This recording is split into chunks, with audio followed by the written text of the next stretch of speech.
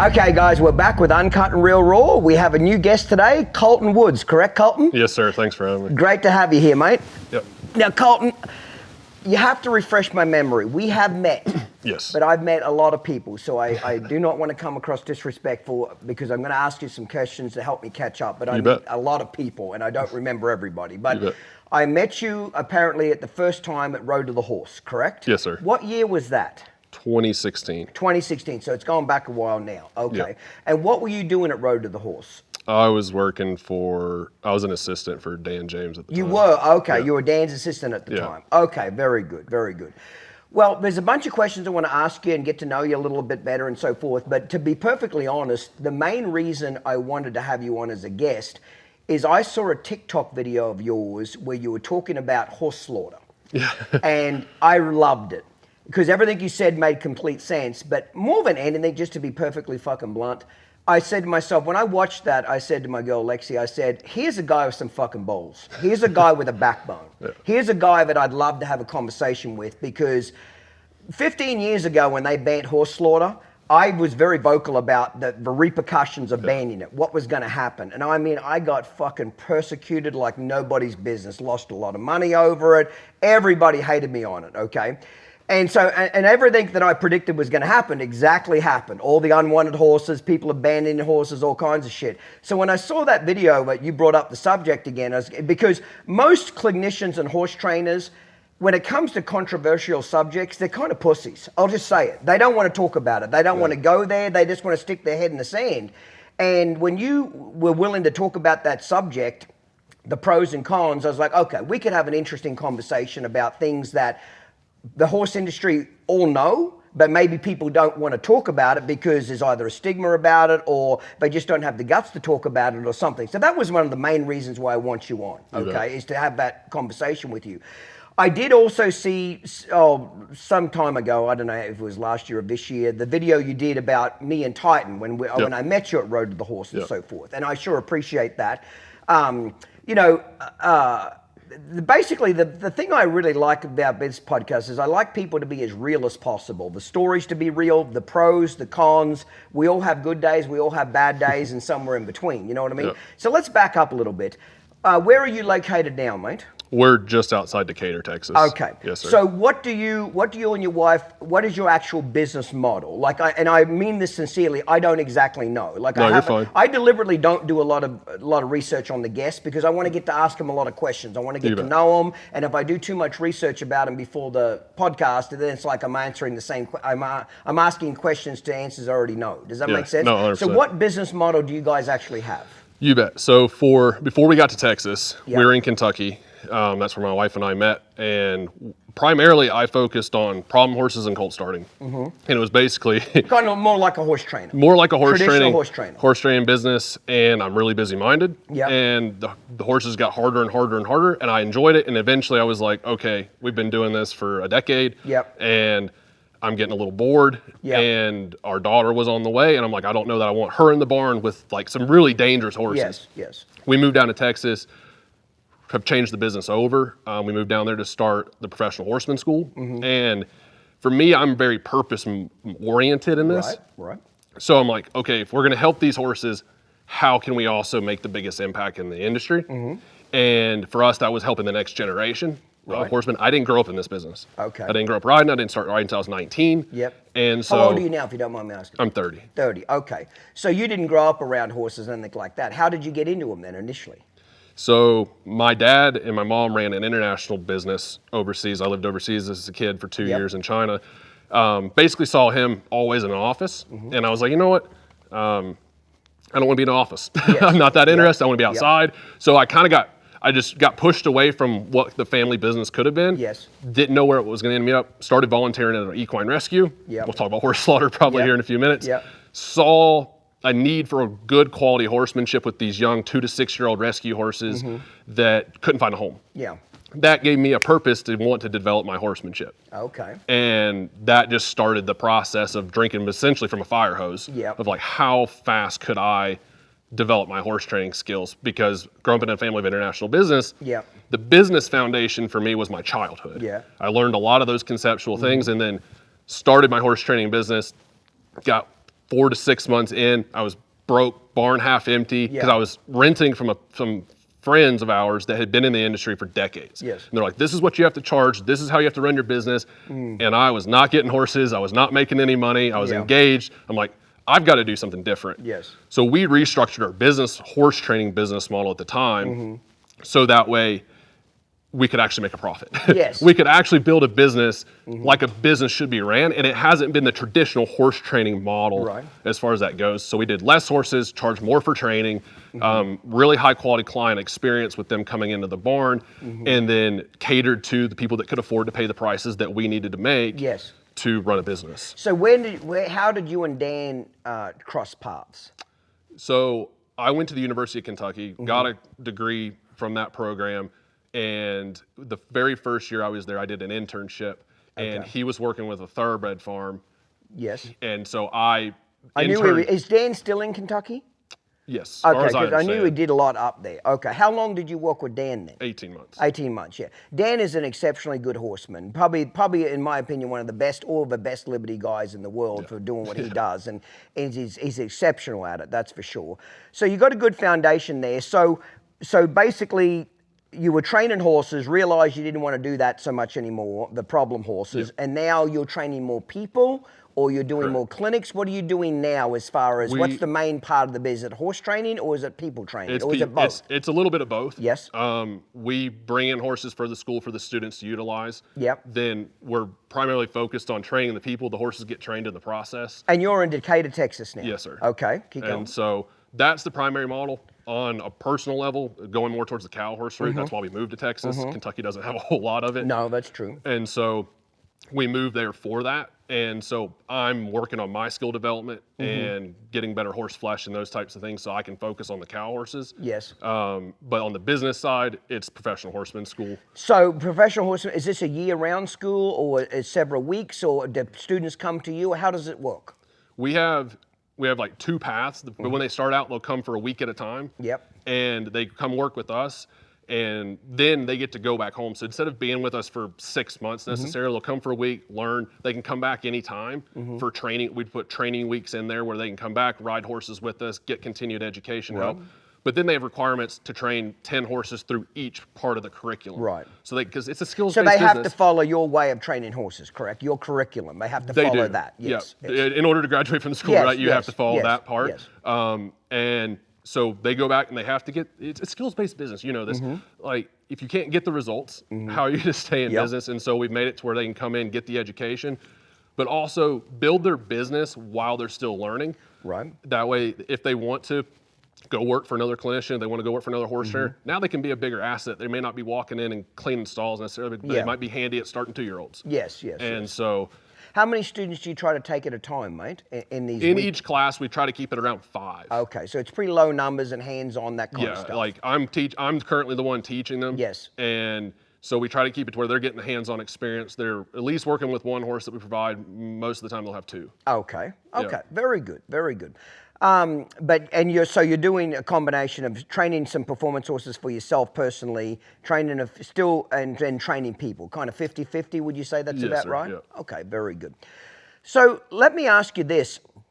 When you initially did the Titan video with me, and just to recap, when I went to Road to the Horse, Titan would have been maybe a late 2-year-old or early 3-year-old, I don't really remember. Anyway, for the viewers, just reading the story, is he was a stud colt, and he just started developing this habit of every once in a while he'd want to pin his ears back at somebody walking past the stall. And this is pretty typical for a lot of stud colts. It's kind of like kids on the school bus. You know, they'll flip off whoever's behind the fucking school bus. You know what I mean? Because they know nobody's going to stop the school bus or do anything to him. So he kind of got into a little bit of habit of wanting to pin his ears, mainly at strangers and things going by.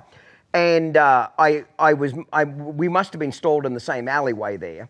And I said to you, hey, here's a dressage whip. I'll leave it outside his stall. If you happen to be around the barn, you know, because more than me, I was out there with the people and all that kind of stuff. If you see him pin his ears back at somebody, act like a jackass, quickly throw the door open, run in there, whip him on the ass a couple of times. As soon as he spins around, looks at you and puts his ears forward, walk out. And you said, yeah, great to do it, and you helped me out. And it was helpful because you've got to do it in the moment. You can't do it 10 minutes later. It's got to be in the moment, okay? And I was very thankful for that, appreciate that, because all good horsemen, as far as I'm concerned, want to help each other train a horse. That, you know what I mean? The ultimate goal is we're all there to train a horse. And 2-year-old studs are just like teenage boys. If they can get away with shit, they're going to get away with shit. And I wanted this nipped in the bud, because one of my pet fucking hates, Colton, is you'll see it a lot at boarding facilities where you'll walk up and down the barn aisle and those horses will just flatten their ears back and snarl at you through the stall door, and they know you're not going to get them. It's like, no, you're not going to get me. You're not my mother, blah, blah, blah. And you see it especially at boarding facilities because everybody will never touch anybody else's horse. They'll never reprimand anybody's horse. So that's usually where they get away with it. But studs seem to have more of a tendency to want to do it. Especially to people they know are not going to correct him. So I didn't want to fucking start getting a bad habit of pinning his ears back, snarling at people. He was an exceptionally good-minded horse, but he's just like any teenage boy. So that's where we initially met. So what made you want to release that video? Because that video on TikTok was you told the story of it and so forth. What made you want to do that? Because I'll be honest, until that TikTok video, I clean fucking forgot all about that. That whole interaction. Like I try to forget. When I was in the clinician world like that, when I got done with a tour or a clinic, I literally forgot it. I literally let it go out of my mind. Like I've been to facilities all over this country and I don't remember them, but when I drive up to them, I can usually, it looks familiar. But I could have been there 7 times and cannot remember. I literally blank out a clinic, I blank out a tour, I literally try to act like it never happened in my life. So I forgot all about that story until I saw that TikTok video. So what made you even want to bring that up or bring that story up? Yeah, so you had put you put on your No Worries Club, like telling the story and how to deal with a horse that has those types of issues. And I think that was a year or more after the actual Road to the Horse event. So a friend of mine that happened to be in your No Worries Club sent me a message and were like, isn't he talking about you? And this was obviously still years ago. Yeah. But they sent me the clip and they showed it to me and I was like, that's exactly how that went down. And I was like, you told it verbatim, step by step, exactly what happened. Yeah. And far as where I was at in my career, like you could have said anything you wanted to about that, right? You could have made me look like an idiot. You could have said whatever. Yeah. But, and frankly, to be honest with you, I hadn't met you. I'd only heard things about you up until that point.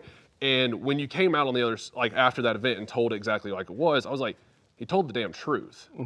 And you could have said anything, especially on somebody that's nobody within the industry, right? That's not my style to shit on a nobody. Like, you know what I mean? People hate me because I do tell the truth. That's what pisses people off the most, is that I'll say the shit that they either think or say the shit that really is the truth, and that really upsets a lot of people. 100%. You know what I mean? So you told the story. What kind of reaction did you get? Positive, negative, people hated you? Both. Tell me either way. You know, I mean, of course, the people that it's love you or hate you, right? And I'm just like Trump, and I like it that way. Yeah, 100%. You either love him or hate him. 100%. I love Trump. Yep. Yeah. I wanted to tell this story mainly because I like getting to the truth of things. I like getting to the bottom of it. If we have a problem, let's find a solution. Yes. Let's not just sit here and bitch about the problems and go on and on and on.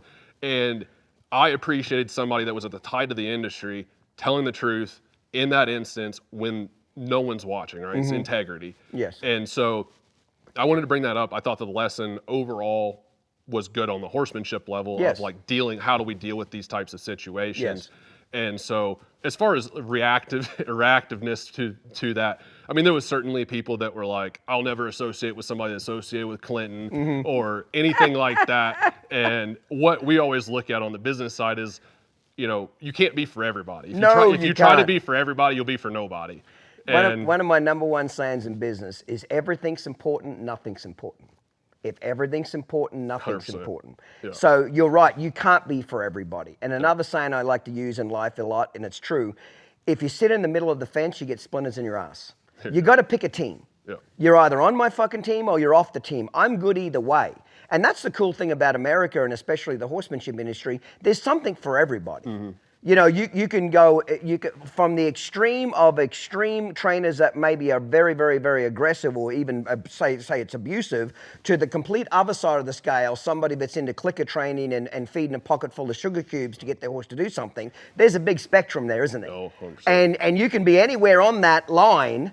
and find somebody that suits you and what you like. I always said this in the clinician world. More than people following horsemanship, they follow personalities. 100%. Yeah, people follow people they can identify with. Somebody they can think, hey, I could have a barbecue with this guy. I could have a beer with this guy. Sure, the horsemanship has to work, but they're really following the personality and the traits of the person teaching. You know what I mean? John Lyons, he had a certain niche of a religious client that loved the religious deal, loved that quiet-spoken, soft-spoken cowboy. That was his niche. And it worked very well. It's not right or wrong. It was just, that was him. So crowds very much drew, that liked that, drew to him.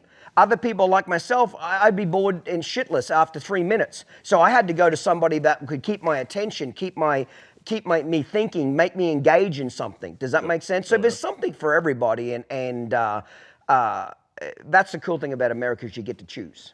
Well, yeah, and we have to realize that there's, as a professional in the industry, there's more business out there than any of us can keep up with. You know, and you get people that get caught up on, well, I'm going to lose my client or this or that, and it's that scarcity mentality versus realizing like you just need the right people. Yes. And it's like when we do a little bit of business consulting on helping horse trainers get their businesses running, and when we do that, they always want to pick their discipline or the type of horse they want to ride first. And we try to go ahead and say, well, who do you want to work with? Like, what type of people do you enjoy being around? Yeah. Because that's the hardest part, like for most trainers. Most people, they can get along with the horse. But what type of people? Like, what do they enjoy doing? Like, what do they affiliate with? Pick them, and then find those people that also like the same kind of horses, like the same discipline. That way you can enjoy having a good living in this business and actually enjoy doing it, not to go in this burnout deal. The people are by far the hardest part of the industry. When people ask, I'm 48 now, I officially basically retired when I was 43.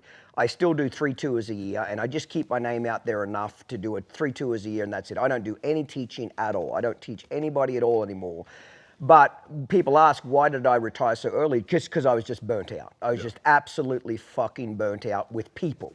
The horse part was fine. Sure. It was the people part that just blew my brains out. Was it more the management of because you had a massive team? It was both. It was the employees and running a business. You know, at my peak, I had 40 employees, and I was spending more time being a professional babysitter of adults and making sure adults are getting along in the office, and I was spending way more time in the office than what I wanted to do. I never wanted to be a businessman. I wanted to train horses. That's what I really loved to do and wanted to do. But as I got a bigger and bigger in clinician, I had to get more and more involved in the day-to-day business side of it, etc. But people in general, just people, and I don't think it even matters about people. Like, I know horse trainers have been training for horses professionally for over 25 years. I don't care what industry you come from. If you do the same damn job for 25 years plus, it's hard not to get burnout, especially when you're doing excessive hours. If you're an 8 to 5 kind of person, maybe not so much. 14, but 16 anybody hours. in the horse industry or farming or agriculture, anybody that lives in the land training horses, you don't do 8 hours a day. You know what I mean? You're doing a minimum of 12 hours a day, 6 days a week, and that's the minimum. So it's hard not to get burnout. I know a lot of horse trainers, if I would have gone a different route and I would have been a professional horse trainer, I still would have been burnt out by 43. Does that make, I wouldn't have had the money I had now, but I still would have been burnt out as a career. Do you think it's because you just run so hard? Yes, so fast? I was an idiot. I just ran so hard. I had no governor whatsoever, which in some ways was good because it made me put a bunch of cash together where I could retire early. But the bad news is that you use yourself up. Sure. You know what I mean? Yes, you use yourself up a lot more. Now I'm a lot more balanced of, I get to the barn at 8 o'clock now and I'll try to leave around 4 or 5 in the afternoon. Some more manageable hours to where it's enjoyable. Does that make sense? Now I have to fight that urge not to put in 12 hours again. I have to constantly remind myself not to get, because I can't, if I get burnt out from training horses now, I'm done. Sure. Like, I don't have a third career to go to. Do you redirect it then? If you leave the barn at 4 or 5, when I run fast. Yeah. Right? And so we're kind of in that hustle grind mode. I'm 30, like we got 20s and 30s. Like you better be hustling. Oh, hell yeah. Because they're the 2 decades to get there's never 2 decades, 20s and 30s, where you'll be the Energizer bunny more than that. And you better suck some money away. You better build your career. You better invest. You better not fuck off those 2 decades, because after 40, you can still work really hard, but your energy level every decade dramatically goes down. Dramatically. So I'm glad I was an animal in those first 2 decades, because it saved me doing it later on. You know, to me, Colton, there's kind of 2 choices to life, okay, from my perspective. If you have a different one, please give it. Sure. But you got 2 perspectives. You either piss away the first half of your life and, you know, drugs, sex, rock and roll, party, enjoy yourself. And then you get to about 45 and you realize, I have no retirement, I have no savings, I have no career skill set. And then reality hits you that you've got nothing and you're halfway through your life. So then you're forced to work to the day you drop dead, the second half of your life, okay? Or you do what I did, was you work like an idiot, you work like a Trojan, you save, you invest, you do everything you possibly can to sacrifice to get ahead, and then hopefully you get to piss off the second half of your life and enjoy it. That's, to me, they're your 2 models there. You know what I mean? Now you could say, well, maybe there's one in the middle. Maybe you can just not work like an idiot and just kind of work somewhat. And yeah, I suppose you could do that, but I can't see you really putting away that much money. I can't see you really getting a quality of life in retirement. I got friends that are in their 70s that their parents literally have to, late 70s, go to a job every day they hate because they pissed away the first half of their lives. So you kind of, so I just picked your poison, and that was the one I did. 100%. No, you know what I mean? Yeah. So now I get to have fun the second half of it. Yeah, you know what I that's mean? But I don't want to get burned out on training horses. Does that make sense? No, I don't want to get burned. That's why you actually enjoy it. That's why I keep my hours somewhat reasonable. Does that make sense? Yeah. That's why I don't when teach you shut anybody. off at 4 or 5, like, I'm sure you still got energy to go. So are you redirecting it and doing something else with it? I'll go home and work out, or I'll go home and watch horse show videos. I love watching horse shows, so I'll watch videos of horse shows and things. So I'm still in the horses, but I just don't want to get it to where I hate going to the barn. Yeah. Like, there's a lot of horse trainers after 25, 30 years of doing it. They hate going to the barn because, and I'm not judging them. I don't blame them. I would have been one of them too. But they don't have a choice. They've got to keep going to the barn because they didn't put enough money away or invest enough or make enough to where they could scale it back or not go there anymore. 100%. You know what I mean? So I just don't want to I want to keep the love of the horse training pure, so to speak. You know, people always say, you know, I want this and I want this, and I always have to say to them, be careful what you ask for sometimes. Because when you get it, you may not want it as much as you thought you did. Their hearts thunder for us, their flesh and bone pushed to lift us higher, carry us faster, and stop on a dime. And when they've had a great ride, they deserve a great recovery. They deserve a Cold Creek. Cold Creek Spas offer state-of-the-art 35-degree aerated saltwater therapy, proven to reduce injury, speed recovery, and keep them at peak performance. Cold Creek Therapeutic Spas. This water is for winners. Want to get your brand noticed? Advertising opportunities now available, including title sponsorship and episode sponsorships. The Uncut and Real Raw podcast is among the top 1% of podcasts in the nation, with nearly 1 million downloads. Join our winning team and come along for the ride. Email social@uncutandrealraw.com for more information. See Clinton Anderson and his Down Under Horsemanship method live. Order tickets now for the Walkabout Tour, December 21st and 22nd in Clemson, South Carolina. For ticket information and a full list of upcoming tour dates and locations, visit downunderhorsemanship.com. So tell me, what made you do the TikTok video on the horse slaughter? What brought that subject up? Why did you bring that up, etc.? I think we look at the overall state of the horse industry, and my journey started with horse rescue. We saw those horses, and then horse slaughter was already banned by that point. So you're already dealing with way too many horses that are not, there's no baseline to our industry. It's not like the cattle industry where it's like you're incentivized to feed the cows so that you can take it to the slaughterhouse, and you can at least get a baseline minimum for market price. And so we look at these horses, they're not getting fed, they're dying a miserable life. Yes. We can touch on the Mustangs if we want to go down that path and look at Mustangs plus horse slaughter at the same time, because we just have so many horses that are either going to die a miserable death, which is starvation's way worse than a trip on a trailer and a bad ending. Yes. That's much less painful than them starving to death out in the field. Anybody that loves horses should realize that. I don't know how old you were, but were you around when they did ban horse slaughter? Were you in the horse industry at that point? I was just getting started. Well, let me tell you, the 5-6 years after they banned horse slaughter, it was horrific. You think it's bad now. It's nowhere even close now to what it was back then. When they banned the horse slaughter plants in America, it got so bad with people abandoning horses. They were tying them up at sale barns to people's trailers and just leaving. And then when you'd come out from the sale, there's a strange horse tied up to your fucking trailer. Like, it was horrendous, the amount of people that abandoned horses. So, to set the record straight, yes, do I use horse slaughters? The answer is no, because I don't need to. Right. I'm going to keep them. If they're my animals, I'm going to keep them, and they're part of my family. Sure, I buy and sell horses all the time, but if they're my kind of life-type horses, Mindy, Diaz, any of the horses that I made famous, they're going to live with me to the day they drop dead. And there's thousands of people all over this country that have the same attitude. They're going to feed that horse to the day it drops dead and take care of it, look after it, give it the best care. So in a perfect world, that's what would happen, wouldn't it? Every horse in America gets a home till the day it drops dead. But the reality is, Colton, we don't live in a fucking perfect world, and we never will. Just like in a perfect world, there's not one kid that ever gets abused. There's not one kid that ever gets abandoned. There's not one kid that ever has to go to foster care. But they do, don't they? 100%. So if it's going to happen, how about we control it? How about we regulate it? See, what I think is so fucked up now about the horse slaughter deal is now it didn't really accomplish what they wanted. Horses still go to the horse slaughter, except they either go to Canada or they go to Mexico. Yeah. And let me tell you, if they're going to Mexico, do you think those motherfuckers down there have any rules or regulations? Hell no. It'll be the Wild West down there.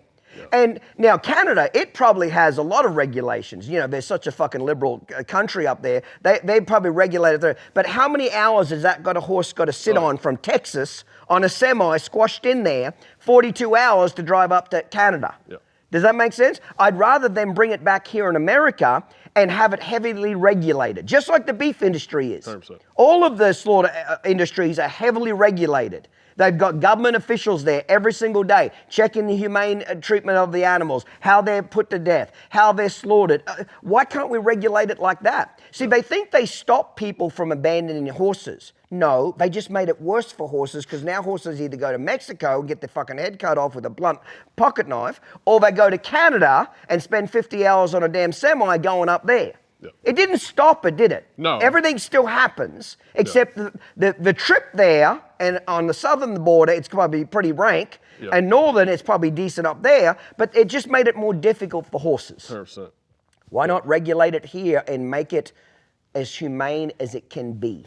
Have veterinarians on staff. Have veterinarians on staff. Yeah. If there's a horse that can't walk there, take care of it. You get what I'm saying? Have some standards to what can go there. Because right now, there's no fucking standards. They're just like cattle. They just run them on a semi just like a cattle. If they fall down in the middle of the night, they get trampled. Yeah. Does that make sense? There's no regulation to it at all right now.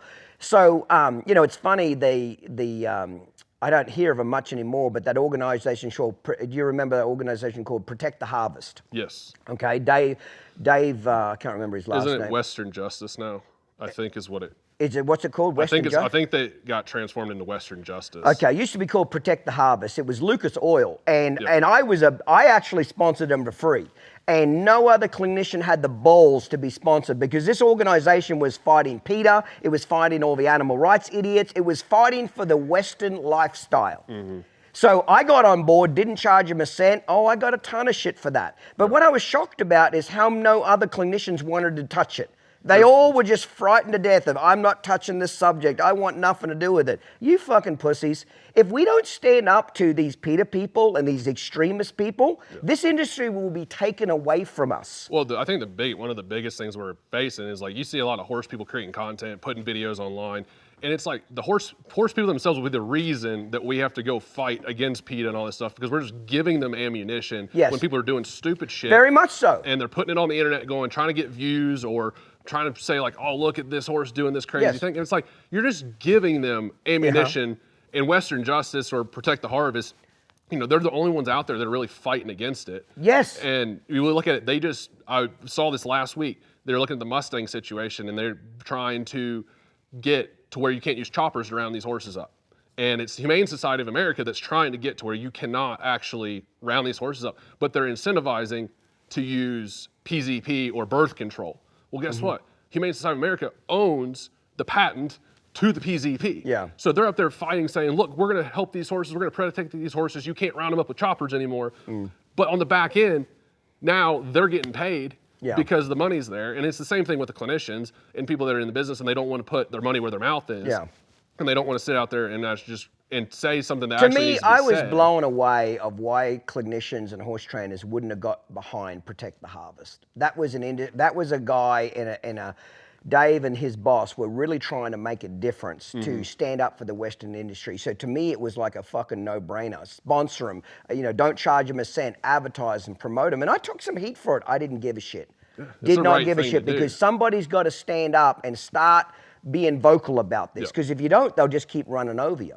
So what kind of positivity, what kind of hate mail, what kind of shit did you stir up with that TikTok video talking about it? Yeah, I mean, it was definitely the people that are coming out like, I'll never support anybody that has any affiliation with horse slaughter, those types of things. Yeah. And immediately, like, it affects a little bit, right? That immediate knee-jerk reaction, you come out there, but then what I found was like the people that were behind it, like so many more people were willing to come into the comments and say, I'm so glad you said this. I've been thinking this for 20 years. Yes. But you see, the thing is that horse slaughter, for example, I think the vast majority of horse people actually support it. Yes. And humanely done. Humanely, absolutely. And they wouldn't argue, regulate it. Right. Monitor it, regulate it, video cameras, do whatever the fuck you want. Have the USDA inspector, whatever. USDA inspectors, yes. Government officials there. Yeah. Most sane, rational horse people, even if a horse goes to slaughter, they don't want to see it tortured.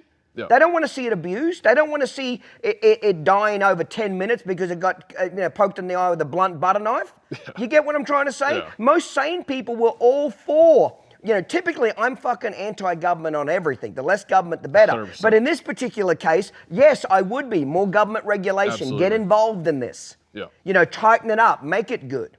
But you are right about that. Here's what people don't realize, especially with social media, okay?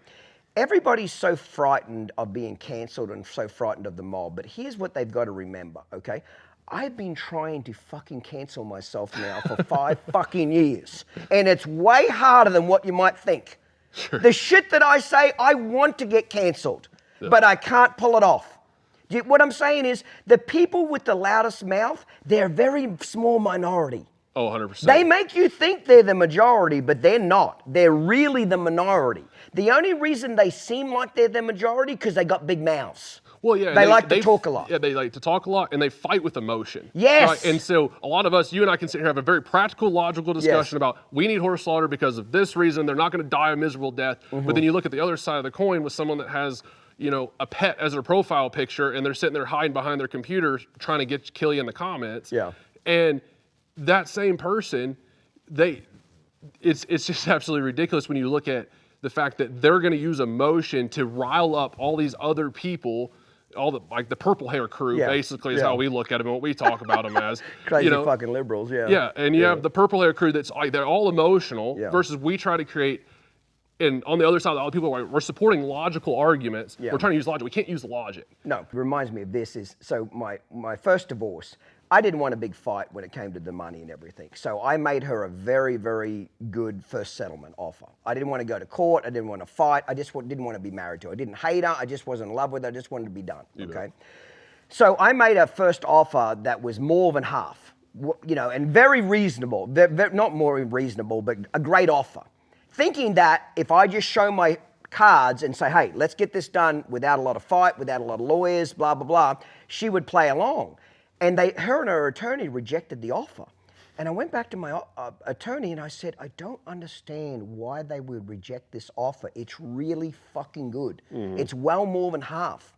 I don't understand. And he just very calmly looked at me and he said, Clinton, you can't rationalize with irrational people. They want you dead. They hate you.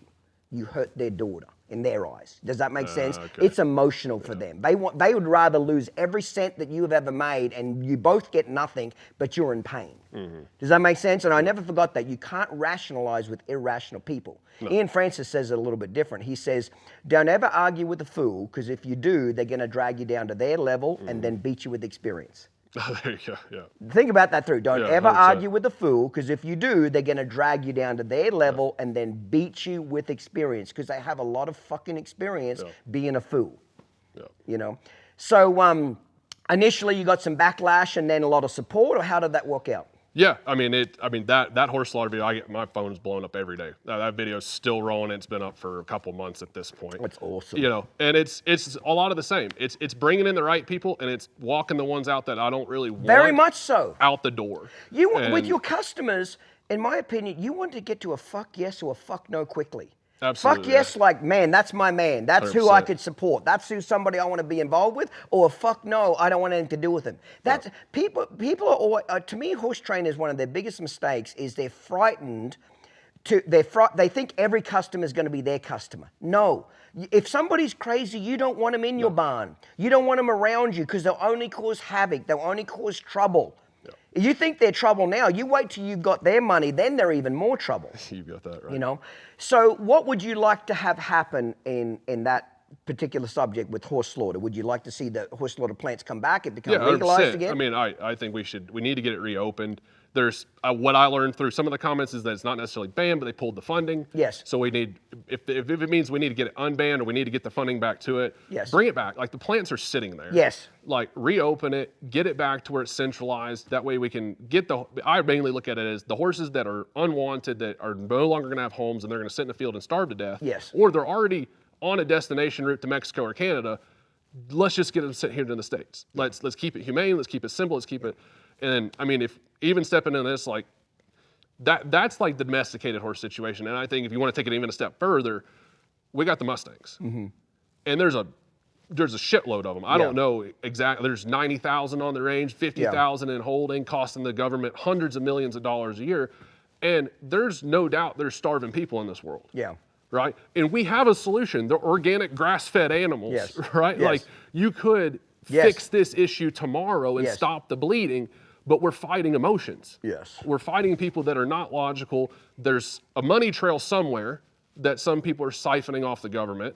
And I firmly believe that we could solve the Mustang issue, and if people actually cared about them, we wouldn't be sticking them in basically feedlots and calling that a freedom life, you know, with these horses. And so I think the slaughter in general is a huge benefit to the industry for the quality of life for the horses. And if we actually care about that, we're going to do something about it. Yeah, it's funny. The government will send how many trillions of dollars to fucking Ukraine or some busted ass other country, and they won't fund the shit that'll actually make a difference here. You know, when I went to Australia, I don't know if it was 10 years ago, I don't know if you ever saw it on YouTube, I did a wild Mustang, wild Brumby series where I caught a 10-year-old wild stud, and it was out in the middle of the outback, like literally in the center of Australia. And when we're rounding up these wild, you know, in Australia they call them Brumbies, but they're just wild Mustangs, okay? When we're rounding these things up, we're driving around out there and I'm kind of looking around and we're using helicopters, and I get up in the helicopter and I notice there's like lots and lots of dead carcasses everywhere. Not a few, but a lot. And I said to the guy that was kind of our man on the ground that lived in that area, I said, why is there so many dead horses out here? And he said, Clinton, because that's what happens. He said, we're not allowed to shoot them. So he said, what'll happen is that we'll get 2 or 3 years of good rain. There'll be grass. They'll breed like fucking rabbits. We'll get a bunch of horses all over Central Australia, middle of Australia, and then we'll go through 3 or 4 years of drought, and they starve to death. He said it'd be so much more humane if we just shot them, but we're not allowed to do that. Right. So instead, we stick our head in the sand and we just literally let them starve to death. I saw hundreds of carcasses out there. That's crazy. Not just a few. How fucking humane is that? Does that make sense? Because horses in Australia have no natural predators. There's no lions, tigers. There's nothing that will eat a horse in Australia as a natural predator. You know, in Africa, they kind of regulate themselves a little bit. You know, the zebra population doesn't get out of hand because the lions keep it in check. Yeah. You know? So, what do you think would have to happen for it to actually come back? Somebody's got to know a politician, somebody's got to know somebody. What would actually have to happen? Yeah, I think you're gonna have to have the guys in the right seats. You know, you're gonna have to have the right guys that can pass bills and actually move it through. And it's really a question of, can we get it back? I think is not like the process of getting them there, I think, is having the right people that can get the legislation in place and have the right people in Congress or in the Senate to make it happen. Yeah. But at the end of the day, I think that I always look at what can we control. Yeah. Like what in this situation, like what exactly can we do about it? Yeah. And of course, voting appropriately and voting to get the right people in the seats. But then also, I think not shooting ourselves in the damn foot as an industry. Yeah. And making sure that you can't stop bad information. And that's a big reason I do some of the videos that I do is because so many people are like, we need to stop people from creating these saying lies or putting out bad information. It's like, you can't stop them. No. You can't stop the emotional craze that people take when they go to social media. But all we can do is put out better information, right? And it means if we have to fight emotions and I can put a video out that says hot topic and I'm gonna dive into horse slaughter, I've got people's attention. Yes. Even putting your name in a video, I've got a certain amount of people's attention. Yeah. And then it's a matter of, what do I do with it? Yes. Right? I try to take it down a positive route and use logic. Yeah. But you got to fight fire with fire sometimes. And we have to look at, you know, in this situation, like I think social media, it changes the landscape because of the accessibility and how fast things can spread. I mean, you and I hadn't connected in years, and we're sitting here over a TikTok video. Yeah. Right? Yeah, that's a damn good point. You got a very, very good point there. You know, to me, I'll just be very blunt like I am. I'll be glad I'm going to be dead. Unless things change, I'm going to make this statement. You ready? In 50 years, you won't train a horse in America in 50 years. You'll go to Mexico. In 50 years, if we don't start turning this thing around and fighting back against the tree huggers and fighting back against these crazy, emotional, fucking leftist PETA people, in 50 years, they'll have a law that you can't train a horse. Oh, 100%. You'll go to Mexico. You'll just, see, the further south you go, this will piss a few people off, but fuck, it is what it is. The further south you go, the more barbaric it gets. That's just a fact. I've been to Mexico before. I've seen some of the shit that goes on down there. The further south you get, the more Western it gets, okay? In 50 years, you'll have to train horses in Mexico because it'll be illegal to make a horse sweat. Yeah. It'll be illegal to shoe a horse. It'll be illegal to shoe a horse. Yeah. If we don't start fighting back, they'll keep running us over. Yeah. Does that make sense? Well, everybody wants to play nice and be politically correct, and it's kind of what's screwed the Republican Party. Very much so. Right? See, Donald Trump taught Republicans how to have a backbone. Right. See, the only thing I'll give fucking Democrats actual credit for, and I somewhat admire this about them, these motherfuckers fight to win. I'll give them credit for that. They'll run over your grandmother. There's no fighting with honor. If they have to run over your grandmother, run over your kid to win, they'll fucking do it. Republicans, we all want to fight with honor. We want to fight with dignity. Take 10 steps, turn around, count to 3 and shoot. Trump was the first Republican that came along and said, no, motherfucker, I'm going to get down in the mud with you. If you're going to get down in the mud, I'll get deeper in the mud. And he's kicking their ass too. And Republicans need to take a lesson from him, is that if you're going to fight fire, fight it with fire. Does that make sense? And the thing is, like, I mean, you look at him specifically, right? He's fighting fire with fire and facts. Yes. Right? And that's the difference. Like, you can fight with emotions and fire and lie through your teeth to the people you're supposed to care about, and they'll catch on like they are. There's way more logical people out there that are fact-driven than what there are emotional. 100%. Except the logical people are much more quieter. They're not as vocal about it. They just kind of go about their business. Does that make sense? Yeah, so how far are you going to let it go before you step up to the plate? Yes, but at some point you've got to say enough's enough. Yeah. You know, I watched a video the other day of says that I caused a horse to collapse, okay, and collapsed in front of a bunch of people. And basically, I ran the horse to it, exhausted and collapsed, and that's not what happened. So I watched the video, and I actually didn't get mad about it. I thought it was pretty comical because I'm sure this girl's still on her parents' fucking insurance. She looks like she's in her basement with a shower curtain behind her. I went and looked at some of her other YouTube videos, and she literally is she's from Canada. She literally is the epitome of a leftist tree hugger with a satchel of feed and a clicker, and that's how you're going to get your horse to come get caught. You know what I mean? And what was funny about this particular video, and this is how funny how people will lie their fucking asses off. So I did a tour about 3 months ago in St. Louis, Missouri. And I had a 2-year-old for a colt starting demo. And anyway, we saddled this filly up, and she really had a fit with the saddle. Bucked pretty hard with the saddle, and she's kicking at the back cinch, and really had a meltdown over the saddle. But a nice horse, but just didn't like being saddled. So we give 3-hour block for this colt starting deal. So obviously we're not going to ride her. She's still struggling with the saddle and everything. So I tell my professional clinician, Jeff, because he's working with the horse and I just teach, and he actually does the horse training and I do all the teaching. And I said to him in the audience, I said, here's what we're going to do. I said, if we unsaddle this filly now, when she's kicking and struggling and bucking and pissing and whining, I said, we'll teach her to get rid of that saddle. So I said, we would normally unsaddle now, but I don't want to do wrong by this horse or wrong by the owner. So we're going to leave the round pen set up all day. We're going to bring out some water, put a couple of buckets of water in the center of the round pen, and I'm going to leave a saddle all day and just let her wander around the round pen all day. And I said, that's what we would do at home. When we saddle them at 6 o'clock in the morning, let them wear a saddle all damn day. If they're good at the end of the day, we take it off. If they're not, we'll leave it on all night until they just get to where they just don't give a shit about the saddle.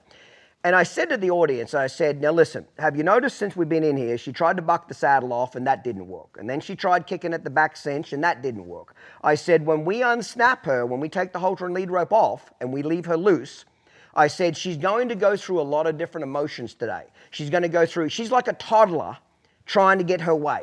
So I said, she's going to try a lot of different strategies. One of them for sure is she'll lay down. Pretty soon she'll lay down, she'll roll, and she'll try to roll and rub that saddle off on the ground. When that doesn't work, she'll get up and she'll probably run down the side of the round pen and try to rub the saddle off on the side of the round. When that doesn't work, she'll probably lay down again and start biting the stirrup. She'll go through a whole range of strategies to get rid of the saddle. And the only strategy that's going to work is just forget it's on you. Just ignore it. And that's when we take it off. So I said, we're going to put some water out here for her. And I said, but this is what she's going to do. So don't be alarmed when she lays down. She's not fucking colicking. She's not dead. She's not going to die. But this is her strategy. Just like a toddler is going to flop over in a shopping center. If its mother won't give it a piece of candy, it's going to flop over and cause a scene. I said, that's what she's like right now. She's like a 2-year-old toddler that she's going to go through a series of emotions. So we brought some water out for her, and we took the halter and lead rope off, and I just went on with the whole clinic around her. I just went on with the tour for the rest of the day. And just like clockwork, she did everything that I told the audience she was going to do. She'd lay down, she'd roll, she'd rub the saddle on the fence, she'd kick and fuss. And somebody took a photo of her laying on the ground flat out. And this guy put it on Facebook and said, Clinton just ran this horse around till it collapsed and fell over on the ground. And what was funny is he thought he was going to blow everybody up. Well, he got very little traction. And when somebody told me about it, I went and had a look at it. Well, every person that got on there, because there was 1,600 people at this fucking tour. Do you really think I'm going to run a horse around till it collapses and dies in front of 1,600 people? That's not real good for business, okay? So whenever somebody got on there that was at the tour and said, no, that's not what happened, it didn't collapse, it laid down because it was trying to get the saddle off its back, Clinton told it did, there was water there, etc., he would delete every message that went on his post of anybody that was at the tour. Does that make sense? So this girl, she took a screenshot of the horse laying down and put that on the video on YouTube and said, this is how Clinton collapsed the horse, etc. I don't care about that because, again, remember what Ian Francis said, don't argue with a fool, because if you do, they'll drag you down to their level and beat you with experience. Yeah. If I thought I could have a logical conversation with somebody like that, I'd be all for it. Does that make sense? 100%. Technically, to some degree. Technically, we're competition. We're in the horse industry. Right. We teach people, etc. I've got an academy. You've got, what do you call your program? Professional horseman. Professional. So technically, we're competition, but we're having a very great, logical, respectful conversation to help each other. 100%. Does that make sense? That's Oh, yeah. what great horsemen do with each other. Yeah. They don't try to hurt each other. They try to help each other. If I thought I could have a logical conversation with a crazy bitch like that, I'd have it. But there's no point having it. No. But see, what I think is kind of funny to me is they actually help me, Colton. People wonder how I put up with the hate. It helps me. Yeah. See, the horse industry to me is like a blood bank. Is that we always need blood. Just like a blood bank needs blood, there's always people leaving the horse industry, whether they're dying, whether they just get tired of horses, whatever. There's always people leaving the horse industry. And guess what? There's always new people coming in. So me as a clinician for many, many years, and even still today, I have a club, I have 10,000 people in my club, I've got to have new blood that's constantly coming in. Because my average club member stays there about 3 years and then they leave. Yeah, true, okay, yeah. so we've done lots of data on this. They stay about on average of 3 years, okay? So I always need new blood. So what I love about the people that post nasty shit about me in not emails, but Facebook posts and videos and all this, is that when there's 10 new people come to that post, they will watch that video. 7 of the 10 will do this. You know what, this Clint Anderson sounds like a real arsehole. Let me do a little investigation on him. And then they'll go click on one of the other 400 videos I've got on YouTube, and they'll watch it and they're like, he's not this barbarian they're making him out to be. He's nowhere near as bad as what this girl says. And they'll go down that rabbit hole. And what happens is they end up on my website. They end up buying my halter and lead rope. They buy a stick. They eventually become a club member. So 7 of those 10 people become my fans. Now 3 of the 10, they hate me. They just watch that video and But they would have hated you anyway. But I never would have met them. Yeah. That's what I'm saying. I don't care about those 3 because I never would have met them. Yeah. So by them trashing me, they're making me money. Yep. Because now, Colton, see, when I got started, you might have to pay $7,500 for a full-page, full-color ad in Western Horseman. You had no idea, mate, how many people looked at that ad. Right. You had no idea how many people bought off that ad. It was just purely guessing. Now, I probably spend 20 grand a year on print advertising and $500,000 a year on digital. Yep. Now, I know exactly where everybody comes from. I know what websites they come from. I know what social media they come from. I know how long they're on my website. I know how many times they have to come before they buy. Like the data I have now on where my customers come from is unbelievable. So I can track all my new customers back to these haters. So, there's always an expression, when you throw shit into a fan, it usually comes back on you. Yep. When you throw shit into a fan, it comes back on you. So what they think they're doing is hurting my career. They're actually making me more money. Yeah, they don't realize it. Like we had somebody we met a couple of years ago, and he said, let your haters be your elevators. Absolutely. And we rolled with that, and I did a post that a couple of years ago. It was like one of the first times I wrote this post, Clinton, surely thought it was going to be a genuinely helpful thing to the public. And you're already laughing. My wife's cringing over there when I get ready to tell you this, because it's been the topic of like, are you going to bring this up? When it comes to horse trailers, the only brand that I use from now on is Elite. I've had every other brand over the last 25 years, and honestly, the one I keep coming back to is Elite because they last, they don't break, and they're heavy duty. Yes, are they a little more expensive? Absolutely. But you get what you pay for. If you want cheap, you're going to get cheap. If you want something well built, it's going to cost a little more money. The dealer that I use now, Jason Deschamps, out of Oklahoma, the last 4 trailers I bought, I've price shopped him with 5 other dealers. He has absolutely smoked him on price, has not even got close to Jason's price. I even bid his trailers out against cheaper brands that I know are going to be a cheaper trailer. He still beat their prices. So if you're looking for a new Elite trailer, or you want to trade a trailer or buy a used one, get a hold of Jason, call him, text him. What's it worth the phone call? I promise you there will not be a dealer in the country that will beat his price. Mention that you watch the Uncut and Real Raw podcast for an additional savings.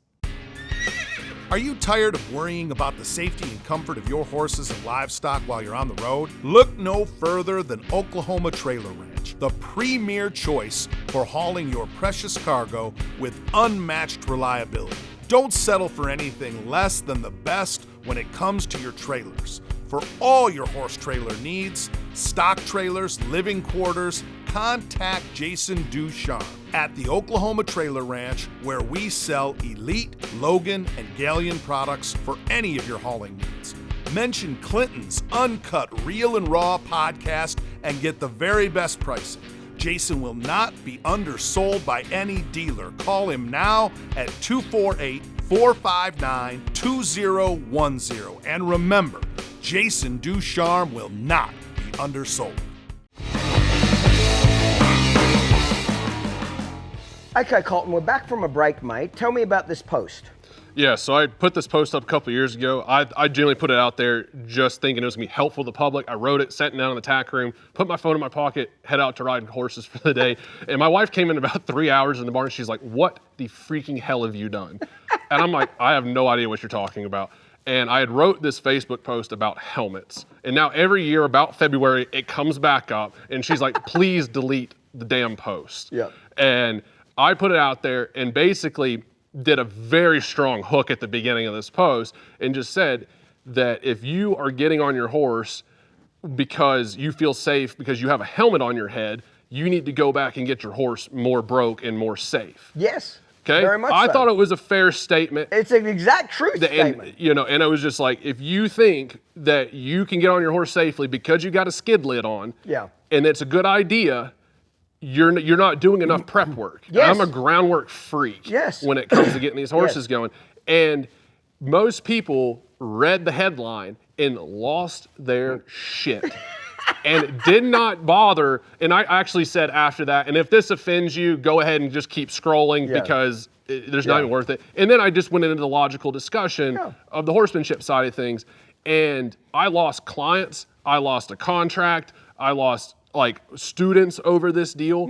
And at first we're like, we're trying to buy our first farm. And she's like, "What are you Yeah. mad? Like you're sabotaging the business from the inside out." And initially the knee-jerk reaction was awful. Yeah. I mean, it was people that we knew that were very pissed off. Yeah. We were in Lexington, Kentucky. There was some people that were very integrated and they were pissed off with what I had to say. And then as a little time shifted, if you look at the comments now, it's 85 to 90% thumbs up, we got your back. 10% pound sand, you're an idiot, da da da da da. Do you know what the American mob is? It's like a grass fire in California in the middle of summer. When you go to California in July, August, everything's brown. Okay, they got grass 2 feet tall. It's brown. You set a match, it just runs up that hill. But even though it burns real intensely and it burns real hard, it's out like that. Once it runs up the hill, once it runs out of grass, it's done. Yep. It doesn't keep burning for 10 more days like in the forest. Does that make sense? 100%. That's almost what describes to me the American mob. When they're after you, they come on hard. Yep. But then it just disappears because they move on to 100%. the next person. Yep. They move on to the next deal. Does that make sense? Oh, yeah. So I'm glad you stood your ground. Oh, it was- And you didn't say if you want to wear a helmet, that's bad. Here's No, what's funny. and the funny damn part was we went to Portugal a couple of years ago and rode at a dressage riding academy over there. And the photo I used in the damn post is me in a helmet and me in a cowboy hat. And I said in there, I will never tell you not to wear one. Yeah. There's plenty of reasons and times and people that should wear a helmet. Yeah. I will never say you shouldn't. But if you're using it as a crutch, Yes. it's a bad reason to be using a helmet. Go That's get your right. horse prepared. That's right. And yeah, it at first, we lost money, lost followers, and after that, it was just straight up. Like Yes. the right people started coming to the party. We got more client horses. We got more students. I booked more clinics, and they're like, "Oh, I saw this post, didn't know who you were," and then they're like, "Oh, you teach clinics," or "Oh, I Yes. can come to your school." And it was like, we've made more money on the aftermath, See- but so see- many people are scared of the reaction. Very much so. See, America has got people trained that the squeaky wheel gets the most oil. I say fuck the squeaky wheel. Okay? Don't react to the mob. I learned this lesson in business probably 18 years ago now. I had a horse die at the ranch, okay? And I wasn't even at the ranch. I was on tour. So my ranch manager calls me and says, hey, we got a problem. And it was what we call an academy training program. People would send the horse there for 6 weeks to either get restarted or start a colt or a problem horse. And I wasn't even at the ranch. I was on tour. And my ranch manager calls me and says, hey, we got a horse and it's dead. And I said, what do you mean? She said, well, I fed him this morning and he was fine. And I drove past him a couple hours later and he's laid on his side. So I just walked over to check him and he's dead. And I said, okay, that's not good. I said, do you know what happened? She said, no, there's no struggling. Doesn't look like he's colicked. It looks like he just either died of a heart attack or brain aneurysm or something quick. You know what I mean?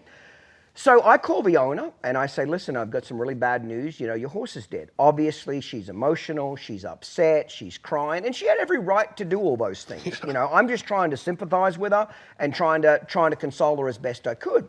I hate making those calls, but when you deal with enough thousands of horses like I do and people, bad shit is going to happen. Yep. So when this lady kind of gets her composure a little bit, I said, listen, ma'am, here's the deal. We don't know how he died. If you'd like to get an autopsy done, I'd be more than willing to do that. We're not trying to hide anything. I can get a vet out here within 2 hours and we'll get an autopsy and we'll figure out how he died. And the lady says to me, she says, well, how much will that cost? And I said, to be perfectly honest, it could be as little as $300 and as much as $3,000. It really just depends on how much we have to cut your horse up. I don't mean to be crass, but how much we have to cut him up to figure out how he died. So I said it could be as little as 300 and as much as 3,000. If they've got to go into his brain and send off samples and all kinds of stuff, I don't know. But I said, we are more than willing to do this because we don't know how he died. He got fed the same feed every other damn horse got. And I said, I don't think it was colic because there was no scratch marks on the ground. It's not like he was rolling and covered in dirt or mud or, it just looked like he just laid down and just never woke up. And she said, no, I don't want to think about my horse being cut up as the last thing's memory of my horse. I don't want that. And I said, okay. I said, I've got a place on the ranch, a nice shady tree by the creek. I said, I'll be happy to bury him there. It's a nice, beautiful place, etc. I'll be happy to send you photos when we get done of wherever the tree is and the creek, and it'll be a nice, peaceful place for him. And she said, that would mean a lot to me. Thank you so much. I said, no problem. I said, I refunded all of the money. I fronted it aboard. It wasn't my fault the horse died, but I'm just trying to meet the woman in the middle. Yeah. She's upset, she's emotional, she's very distraught. I gave her her money back, I gave her a board, all of it. And this horse had been there 5 weeks. Like, it was almost ready to go home. It was no trouble with this horse at all. And here's where I made the mistake, is I said to the lady, I said, if you ever want to talk about this or you need some more questions or anything else you want to know, here's my cell phone. Please call me. I'll be happy to chat with you day or night, 1 o'clock in the morning. You need to talk to me, you call my phone. And I really did mean it too. And I forgot to say this. This is a little bit of my naiveness with social media. I forgot to say this, okay, is I should have said to her, hey, listen, if you need to talk to somebody, talk to me. Don't talk to everybody else because all they're going to do is make your life miserable. I didn't say that. I just thought that was kind of common sense. Well, the next day, this woman gets on her own Facebook page and she says, I'm really sad today. My horse died. I'm really upset. And she was probably looking for sympathy, okay? And I'm not even saying she was wrong in that, but that's what she did. Well, it blew up quick and people said, oh my God, it died? What happened? Well, it was died and it was at Clinton's ranch and he called me and said it died. And straight away people said, well, how did it die? Well, her answer is, I don't know how it died because we didn't get an autopsy on the horse. Oh my God, Colton, people fucking turned on this poor woman like you wouldn't believe. I can't believe you didn't figure out how it died. I can't believe you didn't get an autopsy. He could have killed your horse. He could have abused it. I can't believe you would be that shitty owner. So she went out on social media thinking she was going to get sympathy. The mob turned on this poor woman. Yeah. I mean, they turned on her a big way. So now it's all over the internet that a horse dies at Clinton's ranch, okay? And there's mobs of people after this woman. Well, the heat gets so much, she just shuts off her Facebook page. She just deletes it all. Well, now I've got to fucking deal with the mess. So now I've got my staff coming to me. Oh my God, sponsors are calling us and they're wanting to know what happened and the phone's ringing off and blah, blah, blah. Here's where I made a mistake. What I should have said is, it's none of their fucking business and ignored them. I don't jump when the mob tells me to jump anymore. Yeah. But I learned this with employees. When somebody's got somebody, when one of my employees are on the phone and somebody's chewing their ass, they'll come to me to try to get that pain to leave. They'll come to me and say, Clinton, we got a really big problem here, okay? What they really wanted me to do is take any pain away that they have in their job.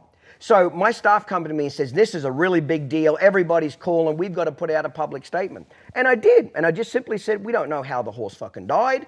I said, shit happens. We had a fucking barn cat last week too. Is that my fault too? You know what I mean? Shit happens. Animals live and animals die. Yeah. So I kind of politely basically told him to fuck off. But it kept it going a lot more. Does that make sense? 100%. What I should have done is nothing. Don't react. Don't respond. Don't respond at all. Because it's none of their business. It was between me and her. That's whose business it was, between me and the horse owner. So just like on tour, for many, many years, I did 20 tours a year. So I'd do a tour and I'd tell an off-color joke that would piss some people off. So on Monday morning, my sales, this is back a lot more when at one point I had 5 or 6 women on the phones taking orders, the call center. That's how we'd sell our product, through a call center. So I'd walk in the office and say, oh my God, you've got to apologize for that joke you said about Arabs. There's really there's people pissed off and everybody's calling. And here's what I learned, is I said, how many people are calling? Like how many? 10, 20, 5, 50, 100? I don't know, but there's a lot. And I'd say, okay, well, here's what I want you to do. Everybody that calls, write down their name, their phone number, their address, and where they're from, and I'll come see you at the end of the day and we'll see what it is. And you'd be shocked how little that list was. You bet.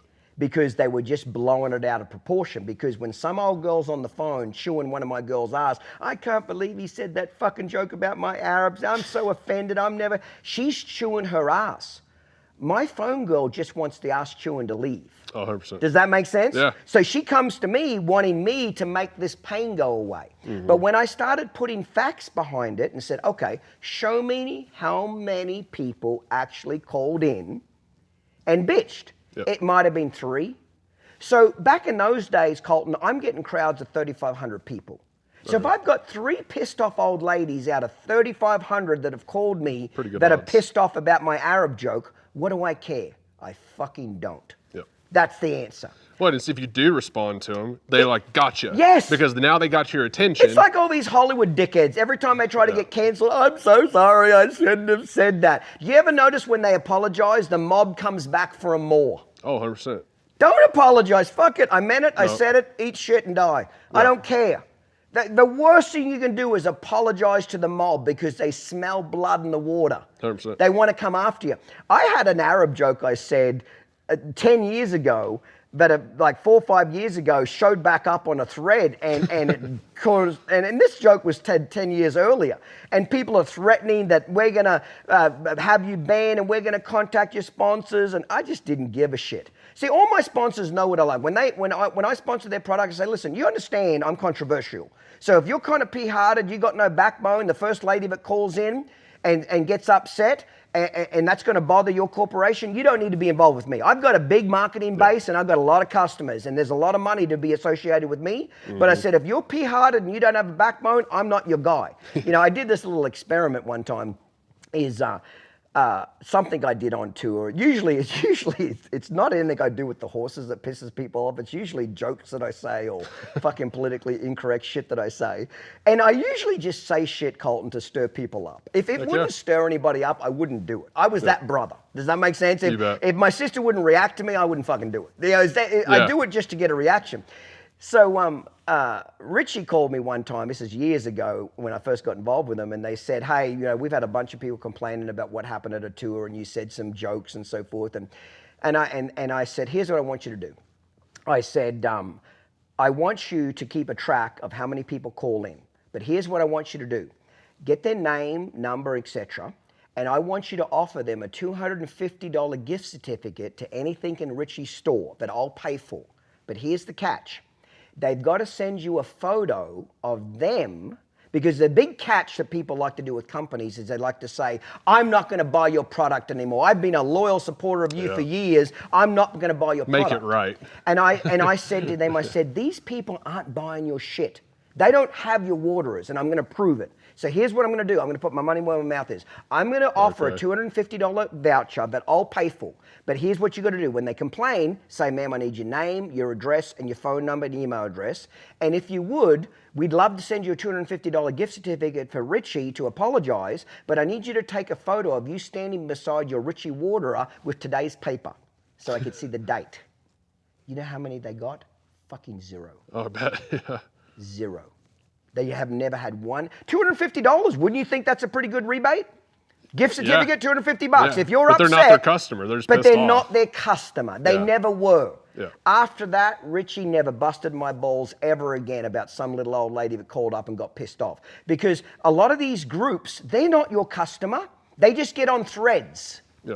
It's little old ladies that got nothing to fucking do and all day to do it on a computer and just want to burn up time. So well, it's what you were saying proved earlier, right? A lot of the horse trainers or horse professionals in general, they're like, oh my gosh, this person could be my client, right? And it's like, you don't need that many damn clients. And fact is, most of the pissed off people are never going to be your client. You wouldn't want them to be your client. So let them be pissed. And if we're running a business like a business, your dollars are what votes. Yes. Right? So if they're not voting with their dollars, their opinion doesn't matter. That's exactly right. So in the office, from that time on in the office, whenever I'd get my ladies in the office calling and saying, you got to apologize, you got to do this, I'd say, great, get me some numbers. Tell me how many people are pissed off. Even if it was 10, okay. Valerie, let me see if I get this straight. There was 3,500 people at the tour. We sold $300,000 worth of product, and there's 10 people that called in Monday morning that didn't like what I did. I don't think I'm going to do shit about this. Yep. If there's 1,000, we might have a fucking problem. Well, and if you did call them, you did email them back, it would drag on for a week or 2 weeks. But you get what I'm saying? Oh, I don't care. Like when I go to tours now, we've got to train America not to be pussy whipped. We've got to train America, like America is trained now that the customer's always right. No, they're fucking not. Sometimes they're not. Sometimes they are, but sometimes they're not. Sometimes they are right, but sometimes they're not. So we got them so trained, corporate America got everybody trained now, but if you complain, you're going to get what you want. No, you're not. Stand up. If you've got a good product, you've done right, don't buckle. Yep. I'm going to trash you. Knock yourself out. But you can make that discernment, right, based on who your client is and you know who your client isn't, right? Yes. Sometimes the client is right because that's the person you actually want to be serving. Yes. That's the person you want to sell to. Yeah. The other people you don't want to, doesn't matter. See, like when I do tours now, I do tours now, Colton, because I enjoy it. Literally, because there's no money in touring now. Like, okay, out of the 1,600 people that came to St. Louis, okay, I sold about $175,000 worth of product, okay? Good. We broke even. People think I make bank on tour. I broke even. I had 2 semis show up. I flew in 20 people. Mm-hmm. When in my heyday, I had 3 semis there and 40 people flew in. Does that make sense? Yep. So you think I'm making bank there? I just broke even. I tour now and I break even. I'm happy just to break even because the expenses are just so much. The facility was $25,000, etc. Mm-hmm. So you might say, why do I do it? I tell you why I do it. I do it for the sponsors because it's great promotion for them and their product. And now, Colton, I do it because I enjoy it. Yep. You think I was ranked before. I'm totally off the chain now because if I'm going to be there for free, in essence, I'm there from Thursday to Monday and not making any money. So if I'm not going to make any money, I'm sure as shit going to be me. Yep. I'm going to say what I want, be how I want, act how I want. So it's a joke, but it really has some teeth to it. So on Saturday morning when I start the tour, I'll tell a few off-color jokes and comments. And then I just look at the crowd and I say, listen, here's the deal, guys. You've got till noon to get your money back.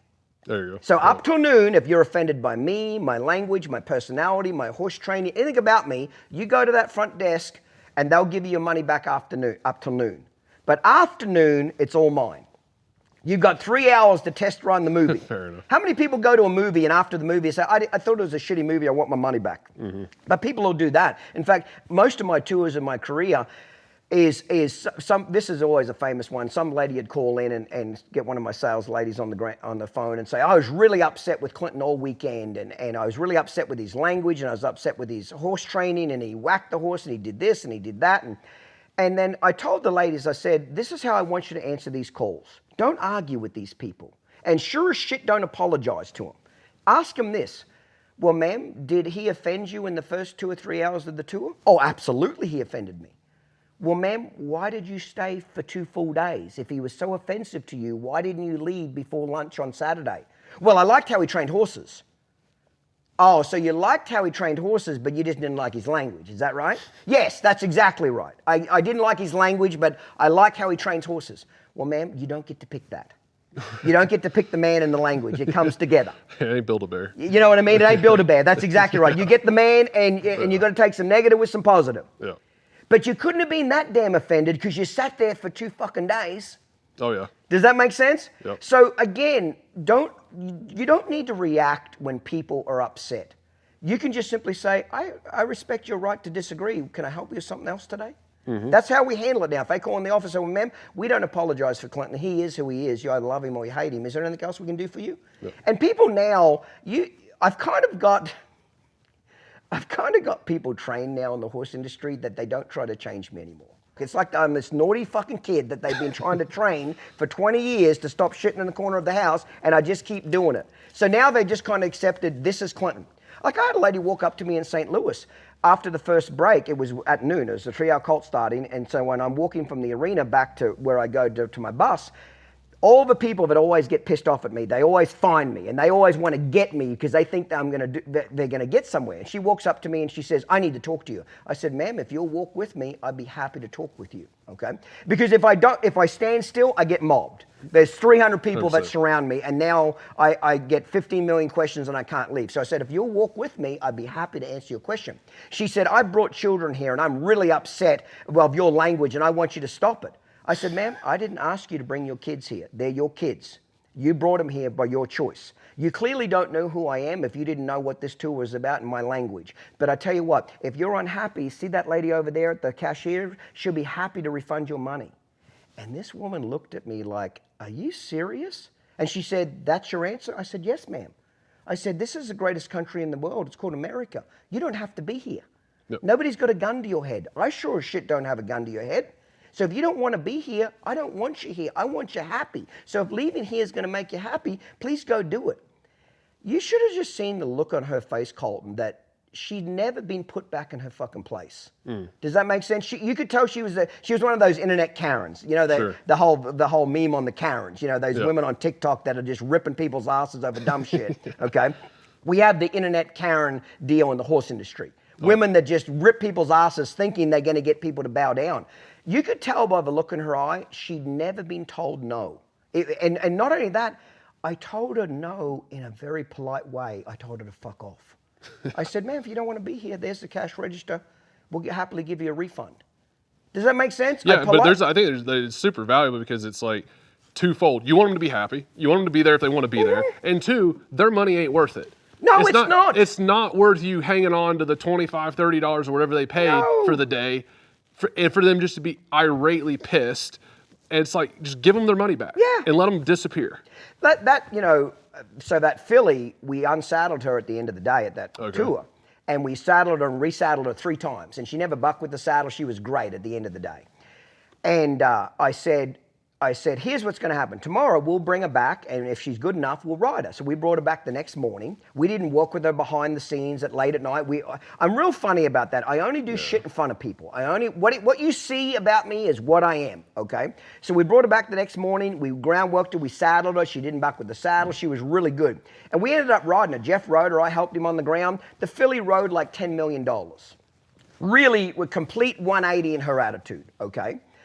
And I said to the crowd, I said, here's the sad part. I said, there's probably at least 5 people that left the tour yesterday thinking I'm an arsehole because this filly was kicking at the saddle and bucking and laying down on the saddle and didn't come back. It's a shame because if they would have come back today, they would have seen a complete opposite horse. Yep. And so, the next day we probably had 1,500 people show up the next day. Sometimes people in the horse industry got to understand, sometimes you got to go through some ugly shit to get to the good shit. 100%. Sometimes there's some struggle that goes on there. Is that any different from us as humans? Sometimes we got to go through some struggles. 100%, yeah. I got fired from a job that made me start down under horsemanship. I threw up for 4 days. I was broke. In America, no fucking money, no job, no contacts. I get fired, I don't know what to do. Yep. I threw up for 4 days. After the first hour, there's nothing more to throw up. So I'm just dry heaving for 3.5 more days. But it started this great company. I had to go through some really ugly shit, and it forced me to start down under horsemanship. If I wouldn't have got fired from that job, I probably would have been a horse trainer. Yep. Does that make sense? Yeah, and we're seeing it in the horse industry right now with how people work with their horses because they're wanting to separate. They want it to be rosy, sunflowers, rainbows, unicorns, and all that other shit. And It's not. And one of the crazy, this absolutely drives me freaking nuts in our business, is that they're separating the skills-based training with the relationship development with these horses. And they're like, you got to sit in a field, in a lawn chair, singing Kumbaya, eating a popsicle stick, and watching your horses walk around you, and that's how you're going to build a relationship with them. Yeah.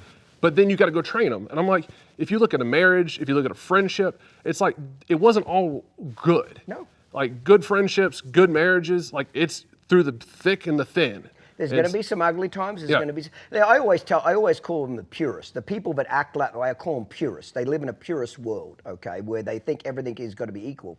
I tell them, listen, if you really want to quote unquote, see, I've never classed myself as a natural horseman, okay. I've never used I never used the word or natural horsemanship. It was never my jam, okay. And I always tell what I call them purist or natural horsemanship people that want it all to be just perfect and the horse never breaks a fucking sweat and he wakes up farting rainbows, okay? I always tell them, if you want to see what horses truly are, it's very easy. Take 1 bucket of grain out into a field with 10 mares and just sit it there. And then walk back over there and get in your fucking lawn chair, grab a cocktail and watch. You're going to see a bunch of kicking, a bunch of squealing, a bunch of pissing, a bunch of biting, a bunch of running. They're going to be pretty aggressive to each other, aren't they? Because there's 1 bucket and there's 10 horses. That's pure horsemanship right there. That's pure pecking order. That's what they are. When Titan was pinning his ears, when strangers walked past his stall, he was saying, you're not going to do nothing to me. I'm number one. Now, Titan would never do that to me. That was the problem. He knew Daddy would whip his ass. Yeah, that's it. Does that make sense? They know, and they know exactly. They're just like kids. They know who's going to whip their ass and who's not going to whip their ass. You know what I mean? They figure it out very quickly. When I was a kid in a neighborhood in Australia, people ask what Australia is like. Australia is like America 40 years ago, okay? So when I was a kid growing up and we'd be playing in the local area, in the local neighborhood, any parent was fair game to whip your ass. If we were doing something stupid as kids, it didn't matter whose kid it was. If there was an adult that saw us kids doing stupid shit, because we're kids and we're doing stupid shit from time to time, they'd come out, grab us by the hand, whip us on the ass, ask us where we lived, and then they'd drag our ass to our home, knock on the door, and tell our parents what I did. My dad would then thank the guy, and then thank him, shake his hand, take me inside, then whip my ass again for embarrassing him. That's how it used to be. Parents looked out for each other. Now, fuck, you couldn't get a parent to touch another kid's kid in a billion fucking years. Because parents think their kids fart rainbows and fucking glitter. They're a kid. You know what they did? I'm looking in the camera now. They did the same shit you did as a kid. And you did some shady shit as a kid. Your kids are doing it now. So it's the same thing in the horse industry, is that they live in a fucking delusional world. You know, every trainer's looking for an edge on their competition. You know, whether it's a better horse, better way to train it. But really, in reality, all the trainers have got access to great horses. All the trainers are doing a lot of the same techniques. To me, the next greatest edge on competition, whether you're reining, cutting, cow horse, eventing, or racing, is keeping your horses sound and ready for competition. For the last 4 years, I've been sparring my horses by Cold Creek Equine Spa, and I spar them for 20 minutes every day after I ride them at 36 degrees. It ices down all 4 legs. What a game changer. My vet bills have been cut back by 50%.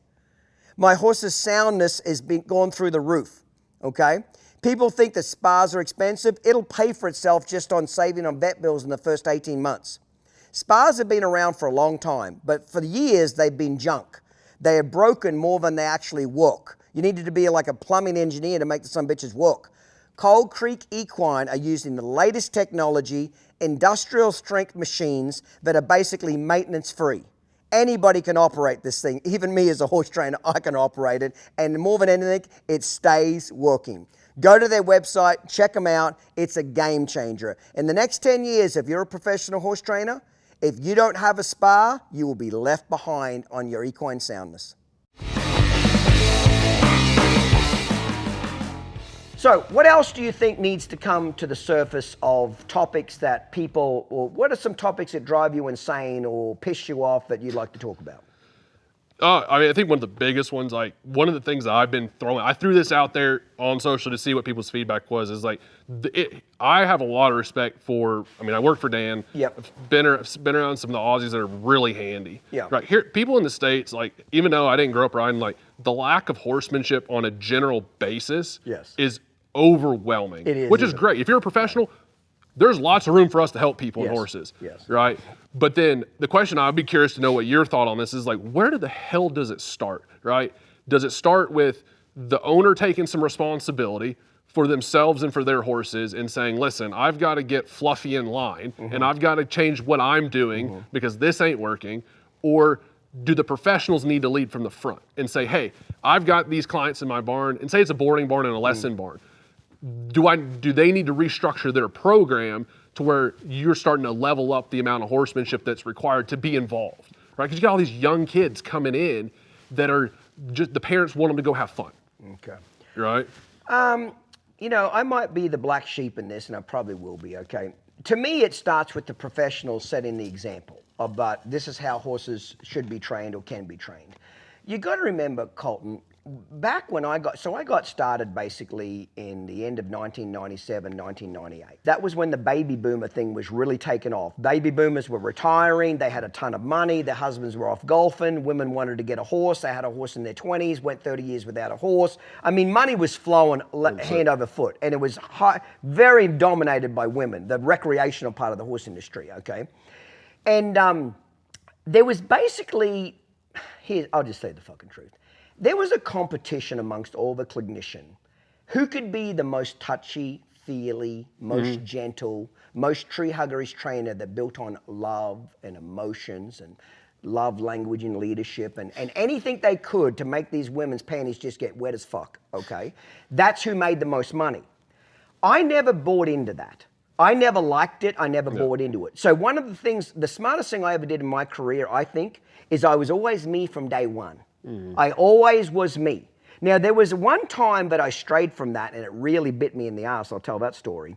But I was always me, and my theory was, if I'm not willing to do it behind the barn, if I'm going to do something behind the barn, I sure better be willing to do it in front of the barn. 100%. Does that make sense? Oh, yeah. Not where all these trainers would get out there, these clinicians, and they'd act like they'd never whack a horse at the end of the lead rope. They'd act like they'd never get sweat on it. They act like these fucking angels. I knew them all personally. I knew what they did. And I'm not even saying what they did was wrong. It wasn't. But man, it was a whole different ball game in front of the public. Yeah. It was a whole different ball game. And I don't get how they can do that and how people do. And there's still people today that do it. Yes. Right. And I don't understand it because you know what you're setting those people up to do. And they're going to get hurt. They are. But it was all about money. You got to remember that 90% of your customers were women.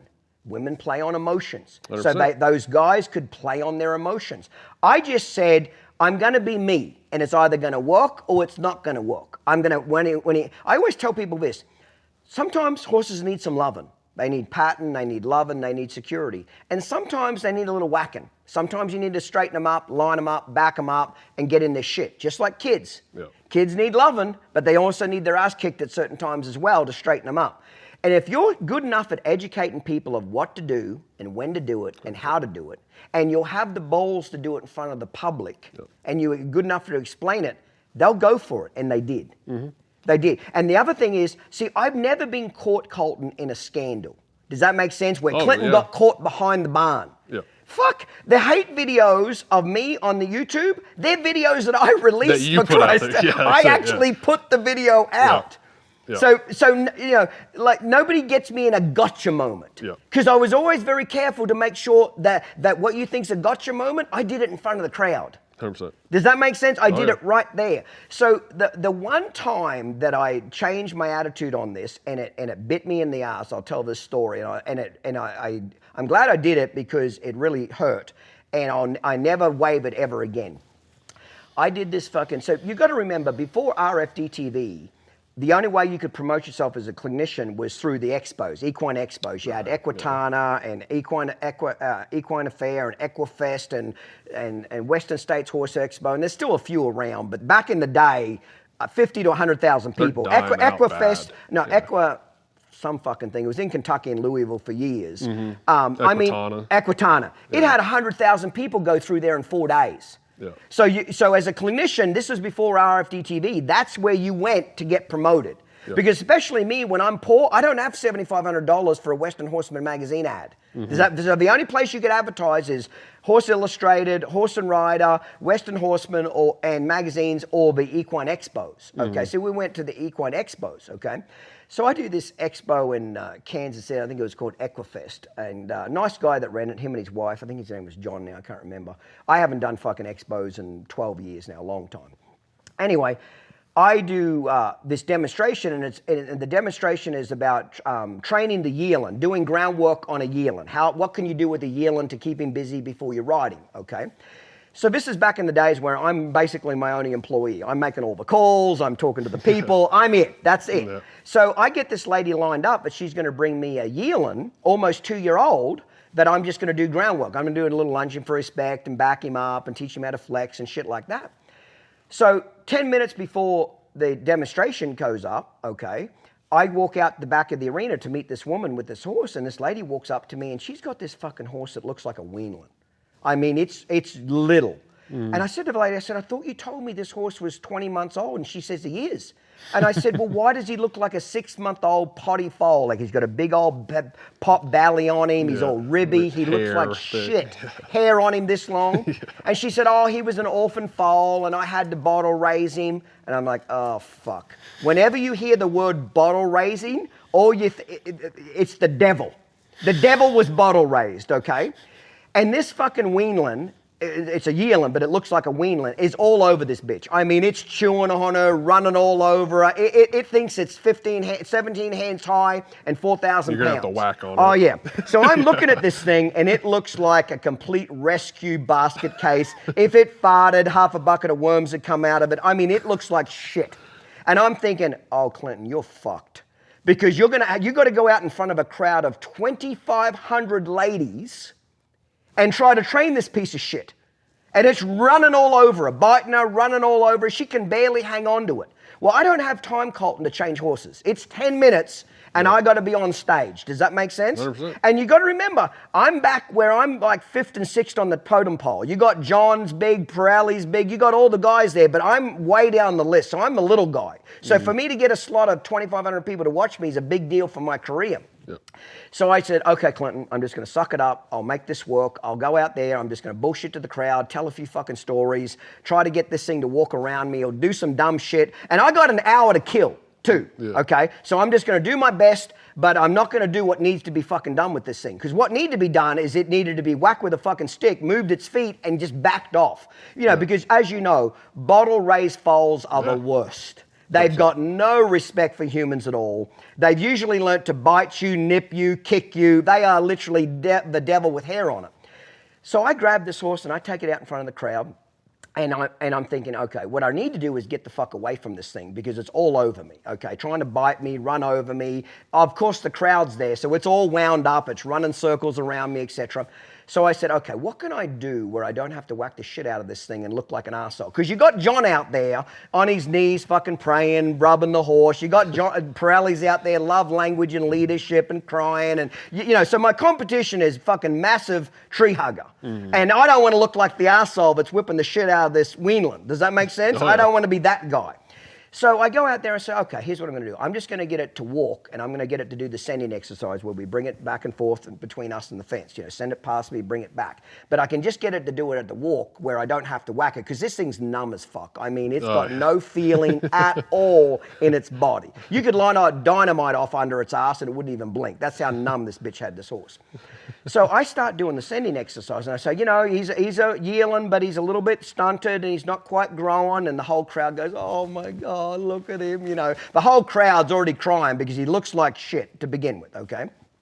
So I do the sending exercise with this horse, just send him back and forth at a walk, because I can't get this motherfucker to trot without whacking him, okay? And again, this is the one time I went against myself. This is the one time I went against my core belief as you be you, Clinton. I was trying to be the other clinicians. Does that make sense? I was trying to be the gentle guy, okay?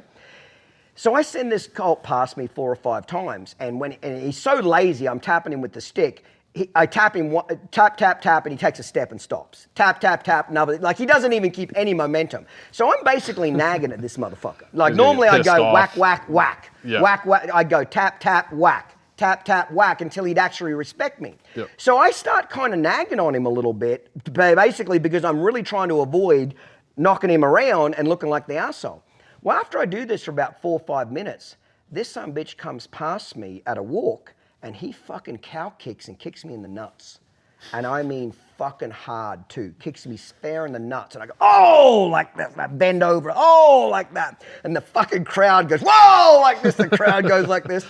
And it hurt so bad, I was black and I saw stars. And all I could think is, don't fucking swear. That's all was going through my mind is don't fucking swear. And so, oh, yes, when that happens, it's important to remain calm. And I'm thinking, you little piece of fucking shit, I want to slit your fucking throat. That's what I'm thinking, okay?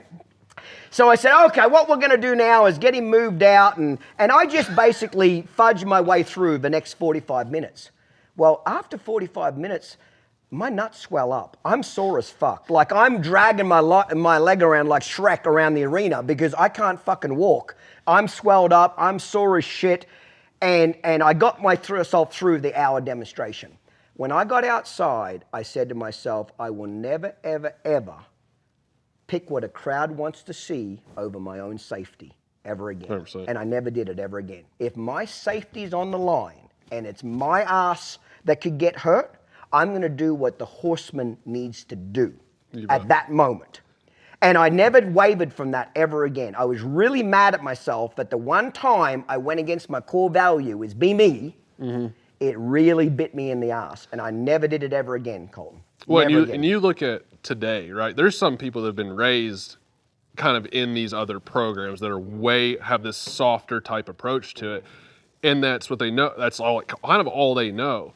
And now they've got horses that are running them over. They're hard to deal with. And my thing is, I don't want to get people hurt. Yeah. Like, tell them the truth. It's a 1,000-pound animal. Yeah. And my 2 basic goals, like I'll do anything. I want to kind of walk out of the arena every day going, I got nothing left. I can go down to bed at night and I can sleep because I did my best. If I don't wake up tomorrow, I gave it everything I had that day. And I can sleep because I have a guilty conscience. Yes. And I can go to bed knowing I gave it my best. And I did the right thing. And I don't understand sometimes and I understand it's money. Yes, it's money. Right, it's absolutely money.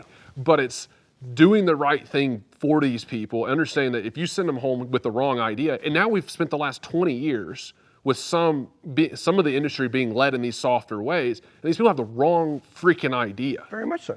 But see, here's the deal. It's kind of like, do you know like Howard Stern? I used to be a big fan of Howard Stern's. I don't like him anymore because I think he's turned into a liberal softcock. But years ago, I loved him, okay? Again, I understand his personality is not for everybody. I understand his jokes are not for everybody. I'm not offended by that. Each to their own, okay? Some people are into fucking Joel Osteen. I'm into Howard Stern. Who gives a shit? You live your life, I'll live mine, okay? But do you know why Howard Stern's, they've never tried to cancel Howard Stern? Have you ever, like all the cancel culture in Hollywood and all these people wearing blackface fucking 20 years ago and the media comes after them. Have you ever noticed nobody's ever tried to cancel Howard He doesn't Stern? really give a shit what they have to say. Because he owns it. Yeah. He owns his shit. Yes, I did that. And no, I'm not going to apologize. I thought it was a funny joke. You don't like the joke? I like the joke. He owns his shit. Yeah. That's what I do. I own who I am. You either like it or you fucking don't. You bet. Okay? And the other thing is I always knew in the back of my head, if you're not going to be real in front of the crowd, there will be a gotcha moment where somebody will film you doing some shit behind a barn. Somebody will film you doing some shit you shouldn't be doing.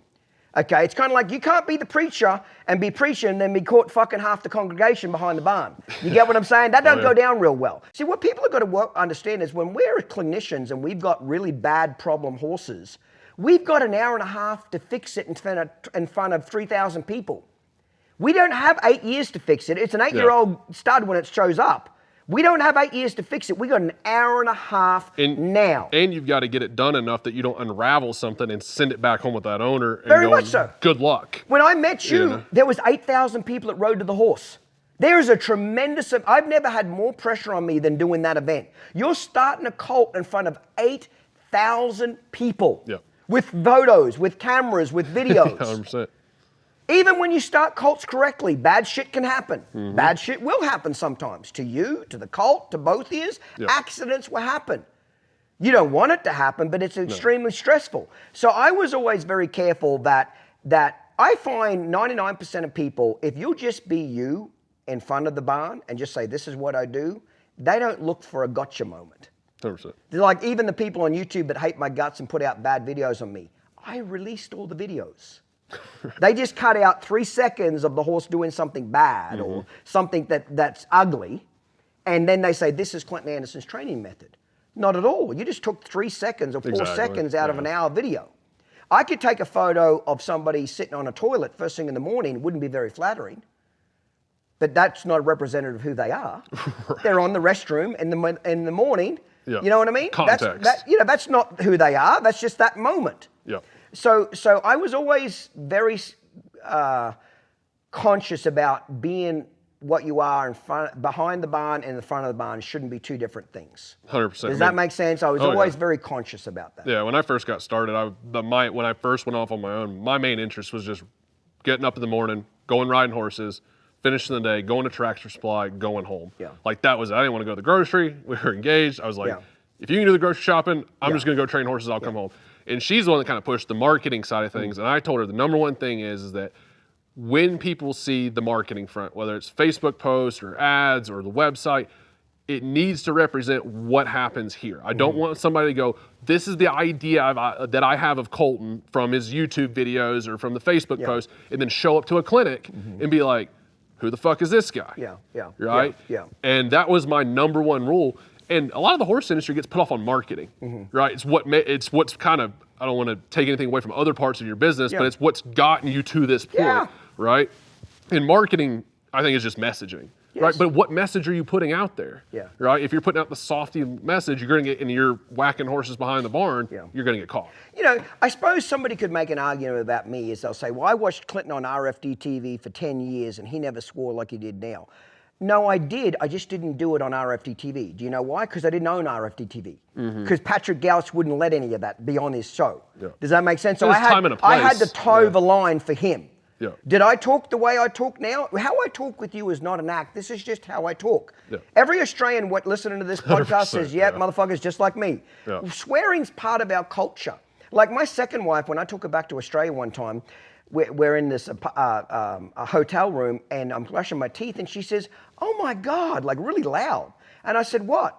And she said, you guys swear on the morning news. like the morning news, you guys are swearing. And I'm like, yeah, that's fucking what we do. Like it's a different culture over there. So I've always been how I am. Now, have I had to toe the line when I was on RFD TV? Hell yes, because it's what drove my business model. 100%. Now that I'm retired, I don't care if all my club members could leave tomorrow and I'm still going to be just fine. And they could all stay forever and I'm just going to be fine. So now I don't have to say anything different for what I am. But I always spoke like this, except that I just couldn't do it on RFD TV. Right. But one thing for sure, I did train off camera the same way I did train on camera. And I found that people embraced it. They didn't have a problem with it because you were not just beating a horse up, you were telling them why you were doing what you were doing, for what reason. Exactly. There's a time to love on a horse, and that's very, very, very important. And there's times that you need to get firmer with him, and that's important too. Why hide it? Just educate people. Let's freshen up our cocktail, and we'll finish it off. Let's do it. Good job. Ever wanted to own a champion? Clinton Anderson, world-class horse trainer and competitor, has been spotting and developing promising horses into greatness for decades. Now, he is offering an exclusive ownership opportunity to create champion horses. Introducing Clinton Anderson's Performance Partnership. In this exclusive program, you and Clinton will co-own a top-tier performance horse that will be meticulously trained and cared for by Clinton Anderson himself. This isn't just an investment. It's a first-hand experience of horsemanship excellence. With Clinton's help and advice, you'll choose the horse that resonates with your ambitions, and Clinton takes the reins from there. From training to stabling, from the practice arena to the winner's circle, Clinton's unwavering dedication ensures that your equine athlete reaches its full potential. This partnership is about more than business. It's about a shared passion for equestrian excellence. And Clinton Anderson isn't just your trainer, he's your partner, fully invested in every horse's success. Together, you'll share in the excitement, the prestige, and the profits. Membership is strictly limited to ensure each investor receives personalized attention and commitment. It's your chance to be part of an exclusive equine ownership community that combines the excitement of competition with the satisfaction of success. Don't miss your opportunity to join Clinton Anderson's Performance Partnership, a unique collaboration that transforms dreams into equine champions. Experience the heart of horsemanship excellence. Find out more at ClintonAndersonPerformanceHorses.com.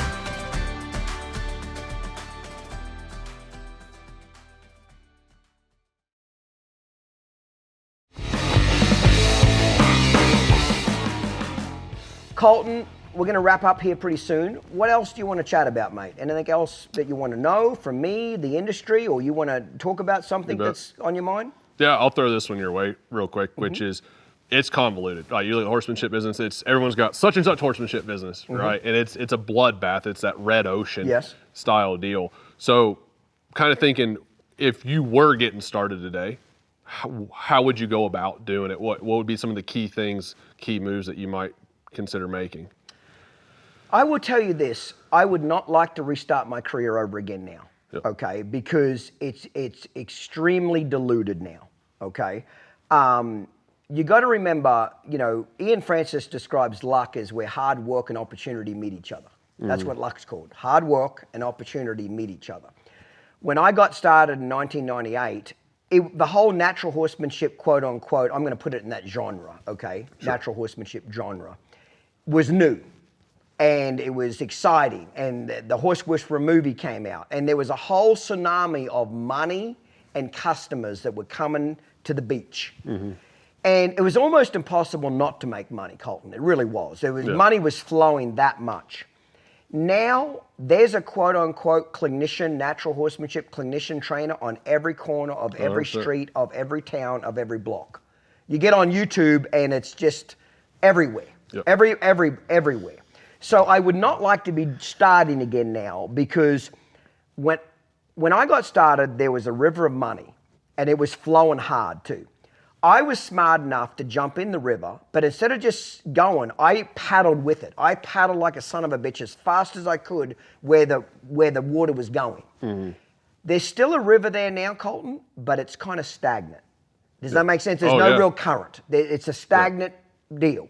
So now you have to literally kayak your way down the entire river. When I got in it, it was like a raging river. Now, I could have been lazy and just sat in the canoe and let it take me down, but I paddled like a son of a bitch to go with it, okay? It's pros and cons now. When I got started, there obviously wasn't the social media, the YouTube, the Facebook. A lot of that stuff was not what it is to TikTok the way it is now.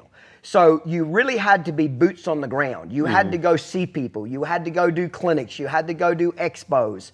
You know, obviously TV was a big deal. For RFD TV, you know, I was on there for over 10 years. It was my main bread and butter that got my career really built. I got off RFD TV because the last 2 years I was on it, I got no sales out of it all. I was paying $200,000 a year to be on there, and it wasn't worth it. So I dropped. People ask why I got off TV, because I was paying $200,000 a year, and it was fucking useless. It was the same people that I've already sold shit to, the same old guy that's 95 and just likes to watch me. He's not buying anything else. Does that make sense? It kind of died.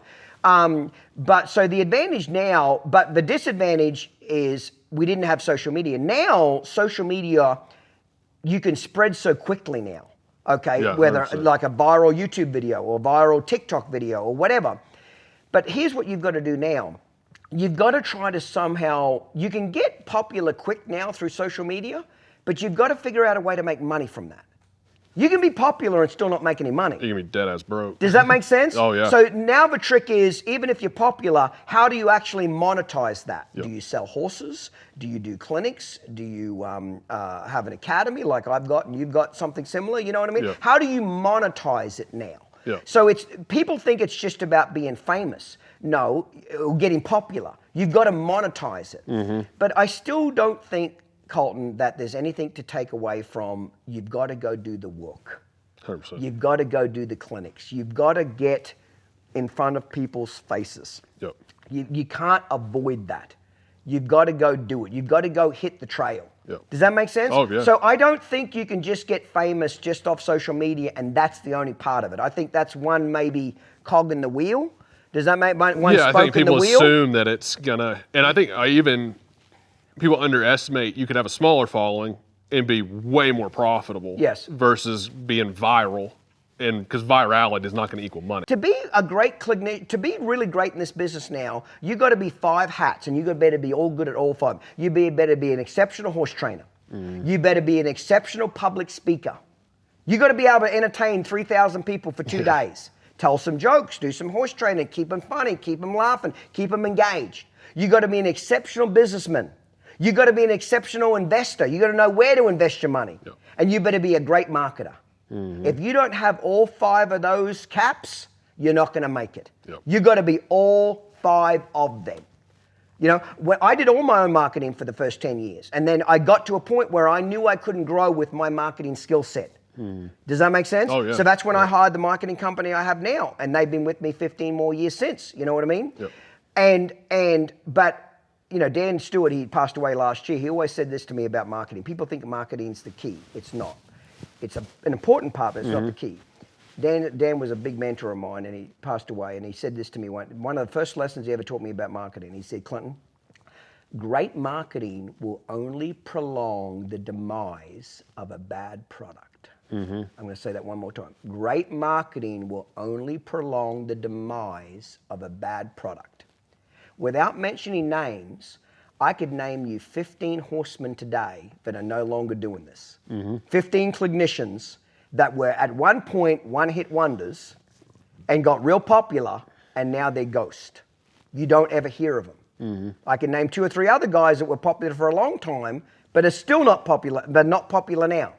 Great marketing only prolongs the demise of a bad product. Yep. So more than anything, you better have a damn good product. Exactly. You better be the shit. You better be able to train a horse. I know a lot of horse trainers, and I publicly said this, that are way better than me, but they can't teach to save their lives. Exactly. They're phenomenal horse trainers, way better than me. I've always said that. I've never claimed to be the best horse trainer in the world at all. In fact, the opposite. I say I'm pretty average. What I'm very good at is a communicator. What I'm very good at is teaching. What I'm very good at is marketing. What I'm very good at is investing. Yep. But not a natural horse trainer, like natural God-given talent. I had to struggle a lot to get my skill set. So I'm not that. I know other trainers that are exceptional horsemen, but they're broke because they can't communicate. They can't talk to customers. They can't talk to a group. They can't do anything. See, everybody thinks a clinician is fucking easy, and they all do it for about 3 years. Yeah. It's to me, it's like you have to have no choice. You don't. Like every year, like people ask me when they come in, and I've got a whole list of friends that have left the industry, and it sucks because they could be really good with horses, but they've gotten out because they got burnt out. They weren't making enough money. It didn't make sense, but they always had a plan B. I can always go be a coffee barista, Yeah, you can't and it's have like that. you cannot. Yeah, no. Like you have to burn the most. There has to be no choice. Yeah, you're right. And every year it doesn't get easier, but it gets easier because people leave. Every year people leave, and like at your point at being in the industry as long as you have, there's very few people that are still where you got started, if any. Very few. Yeah. Very few. Love Clinton's Uncut and Real Raw podcast? Get the merch. T-shirts, caps, and shot glasses, all available from sweet and innocent to spicy and raw. Shop the full line at shop.downunderhorsemanship.com.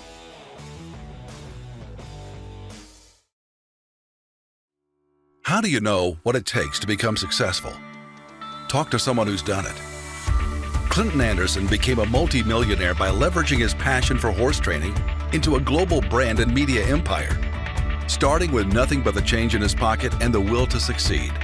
In doing so, he revolutionized an industry and became a celebrity. Now, you can put his experience and advice to work for your business.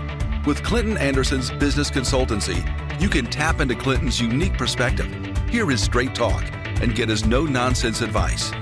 Just imagine yourself armed with Clinton's hard-earned knowledge and entrepreneurial spirit. So whether you own a ranch or any sort of business at all, we invite you to discover the transformative power of Clinton Anderson's leadership and innovation in your business. Call 1-888-287-7432 to take your business to the next level today.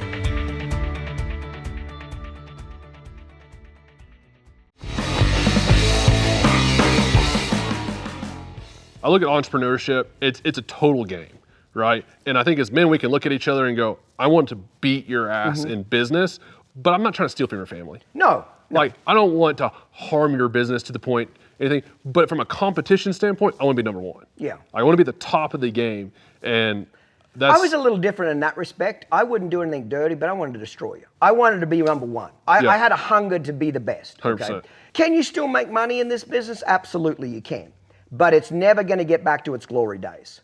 I don't think it'll ever get back to the tsunami of money it was 20 years ago. Do you think it's because it's such a red ocean? It's so diluted now. Yeah, everybody's trying to do it. Everybody's doing it. Yeah. So there's still money there, but you better have a message that people want to hear. 100%. Does that make sense? And again, don't be frightened to be who you are.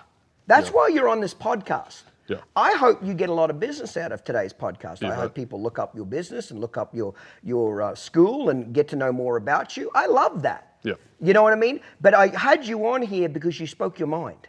I had you on here because you had a backbone. I had you on here because you weren't frightened of the mob. That's it, yeah. That should be your niche. Yeah.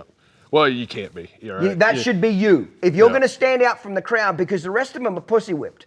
The rest of them aren't going to say the shit you're going to say and bring up horse slaughter. They don't have the balls to do it. No. Does that make sense? Oh, yeah. You know? Yeah. So be you. Don't be somebody else. Be whatever you are and do it to the best of your ability. You bet. Did that answer that question? Yeah, absolutely. A little long-winded, but anyway.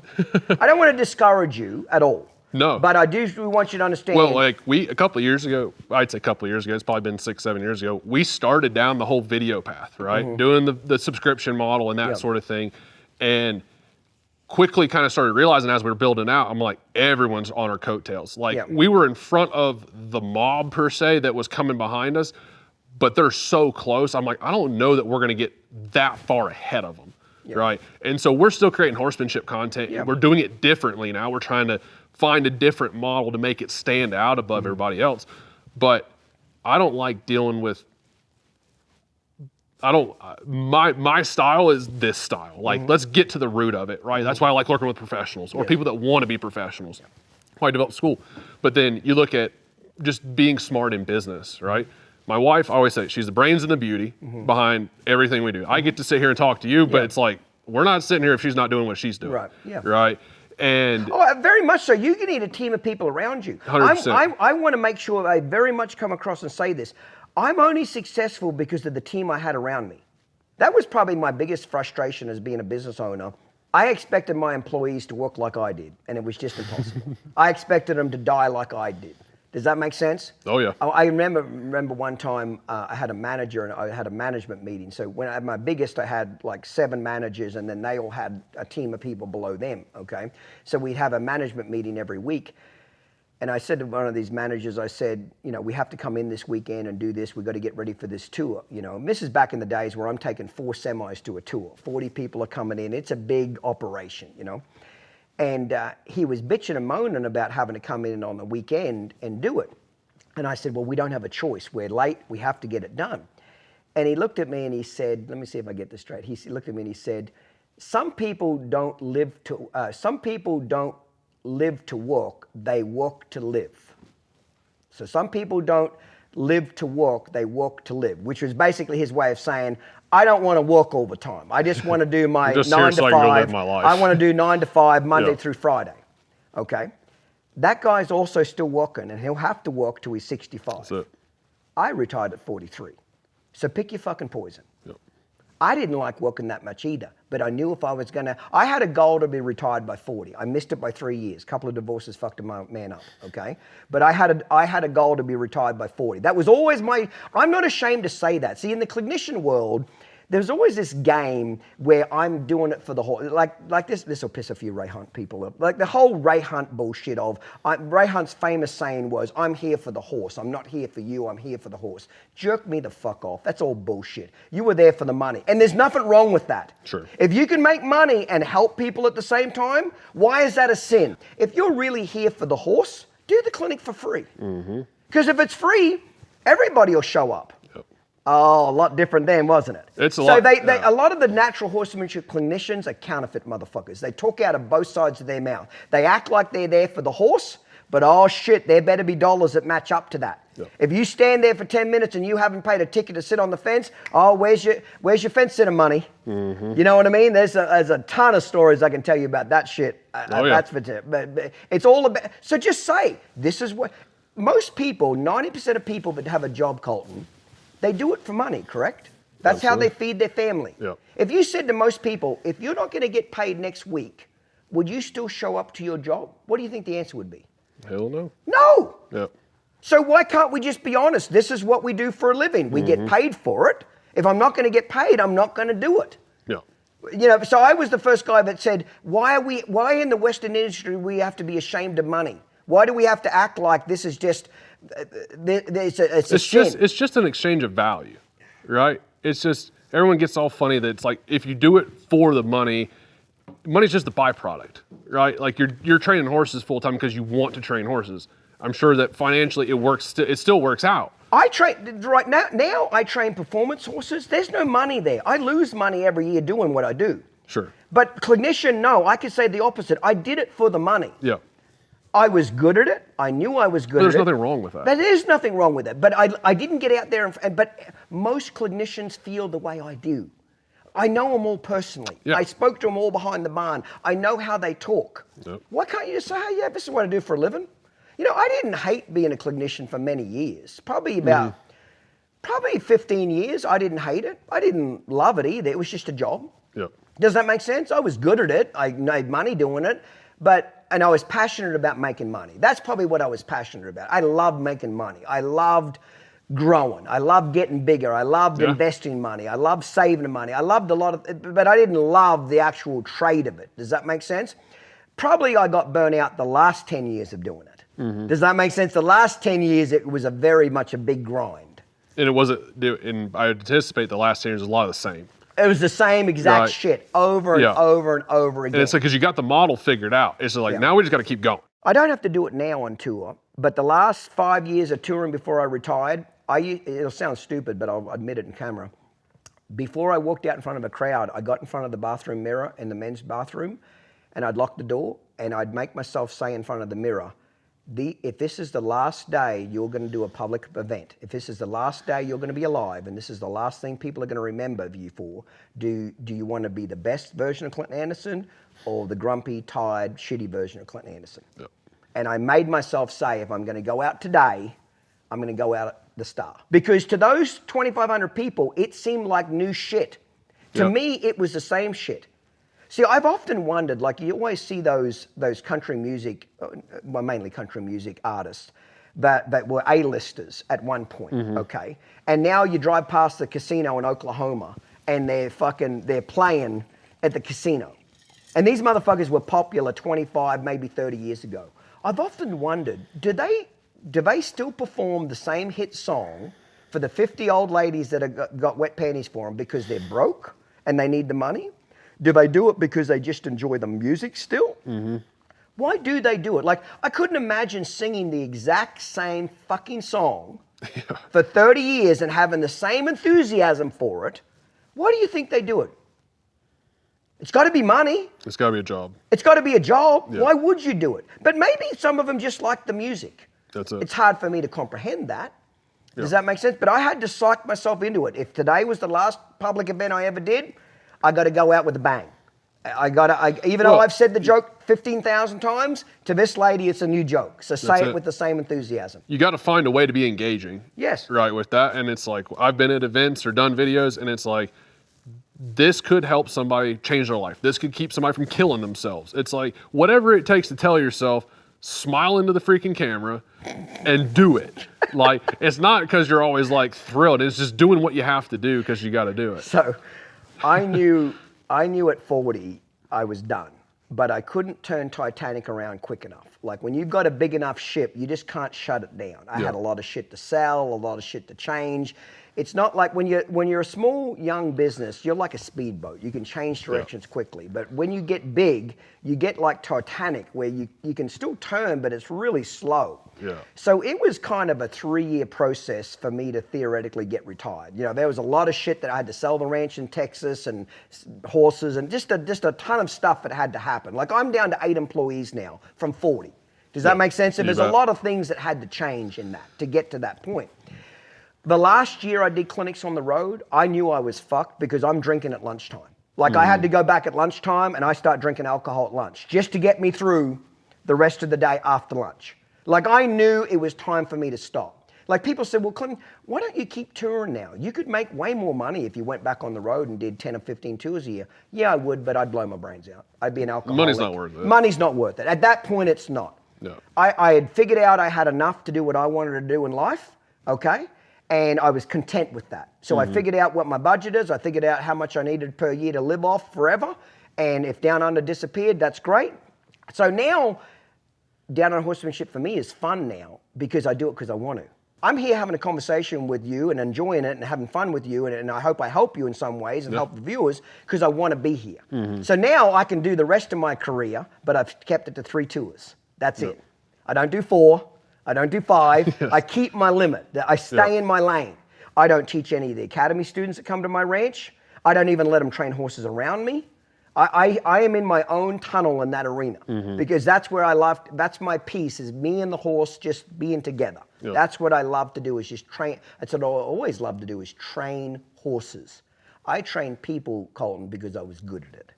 Not because I loved to do it. It was a way for me to make a living doing it. And I don't think there's anything ashamed to say that. Most plumbers are plumbers because they make a living doing it. I don't think they particularly like pushing shit uphill.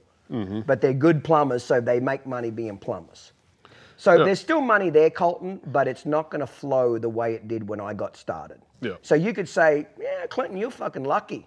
Yeah, I could say that, but I was lucky enough to know that I had an opportunity. And you worked hard. Opportunity and hard work meet. There you go. You can a lot of people have opportunity in life but don't recognize it. They're too stupid. You got to have opportunity and hard work come together. Does that make sense? Well, I heard the other day, as a big time entrepreneur said, like, you don't lack resources, you lack the resources that you have access to. You lack awareness of the resources you have access to. And I think it's the biggest thing in building businesses is like, you gotta be smart, right? And I asked you that question of like, you know, what do you think the state of the industry is at? Because well, the performance horse industry is doing really well. There's a lot of new people coming in. The horse industry is booming. It is. So that part is booming. Yeah. I'm just saying the clinician part of the industry is oversaturated. That's it. Listen, mate, if I could give you any advice for what it's worth, keep doing what you're doing. I can tell you're hungry. I can tell you want to make it in life. I can tell you've got aggressiveness and you want to be successful. And my passion now is helping young people. I enjoy seeing people half my age want to kick ass, okay? Even though we're still in the same business, I hope you make a shit ton of money off this podcast and people look you up. But the reason you're here is because you made a TikTok video where you had a backbone and you had a fucking set of balls and you were willing to speak your truth. Whether that pissed people off or not, just like the helmet one or the horse slaughter, you were you. That's why you're here. So I would tell you, your greatest asset is be you. Don't try to be me or anybody else. Be you, whatever that is. Be you. Cheers, mate. Cheers. Great to have you here. I wish you the best of success. Appreciate it. Today's episode was filmed and produced by Uncut Productions, marketing by Stewart & Associates, and organized and administrated by Down Under Horsemanship. If you enjoyed this episode, be sure to hit the subscribe button and leave a rating.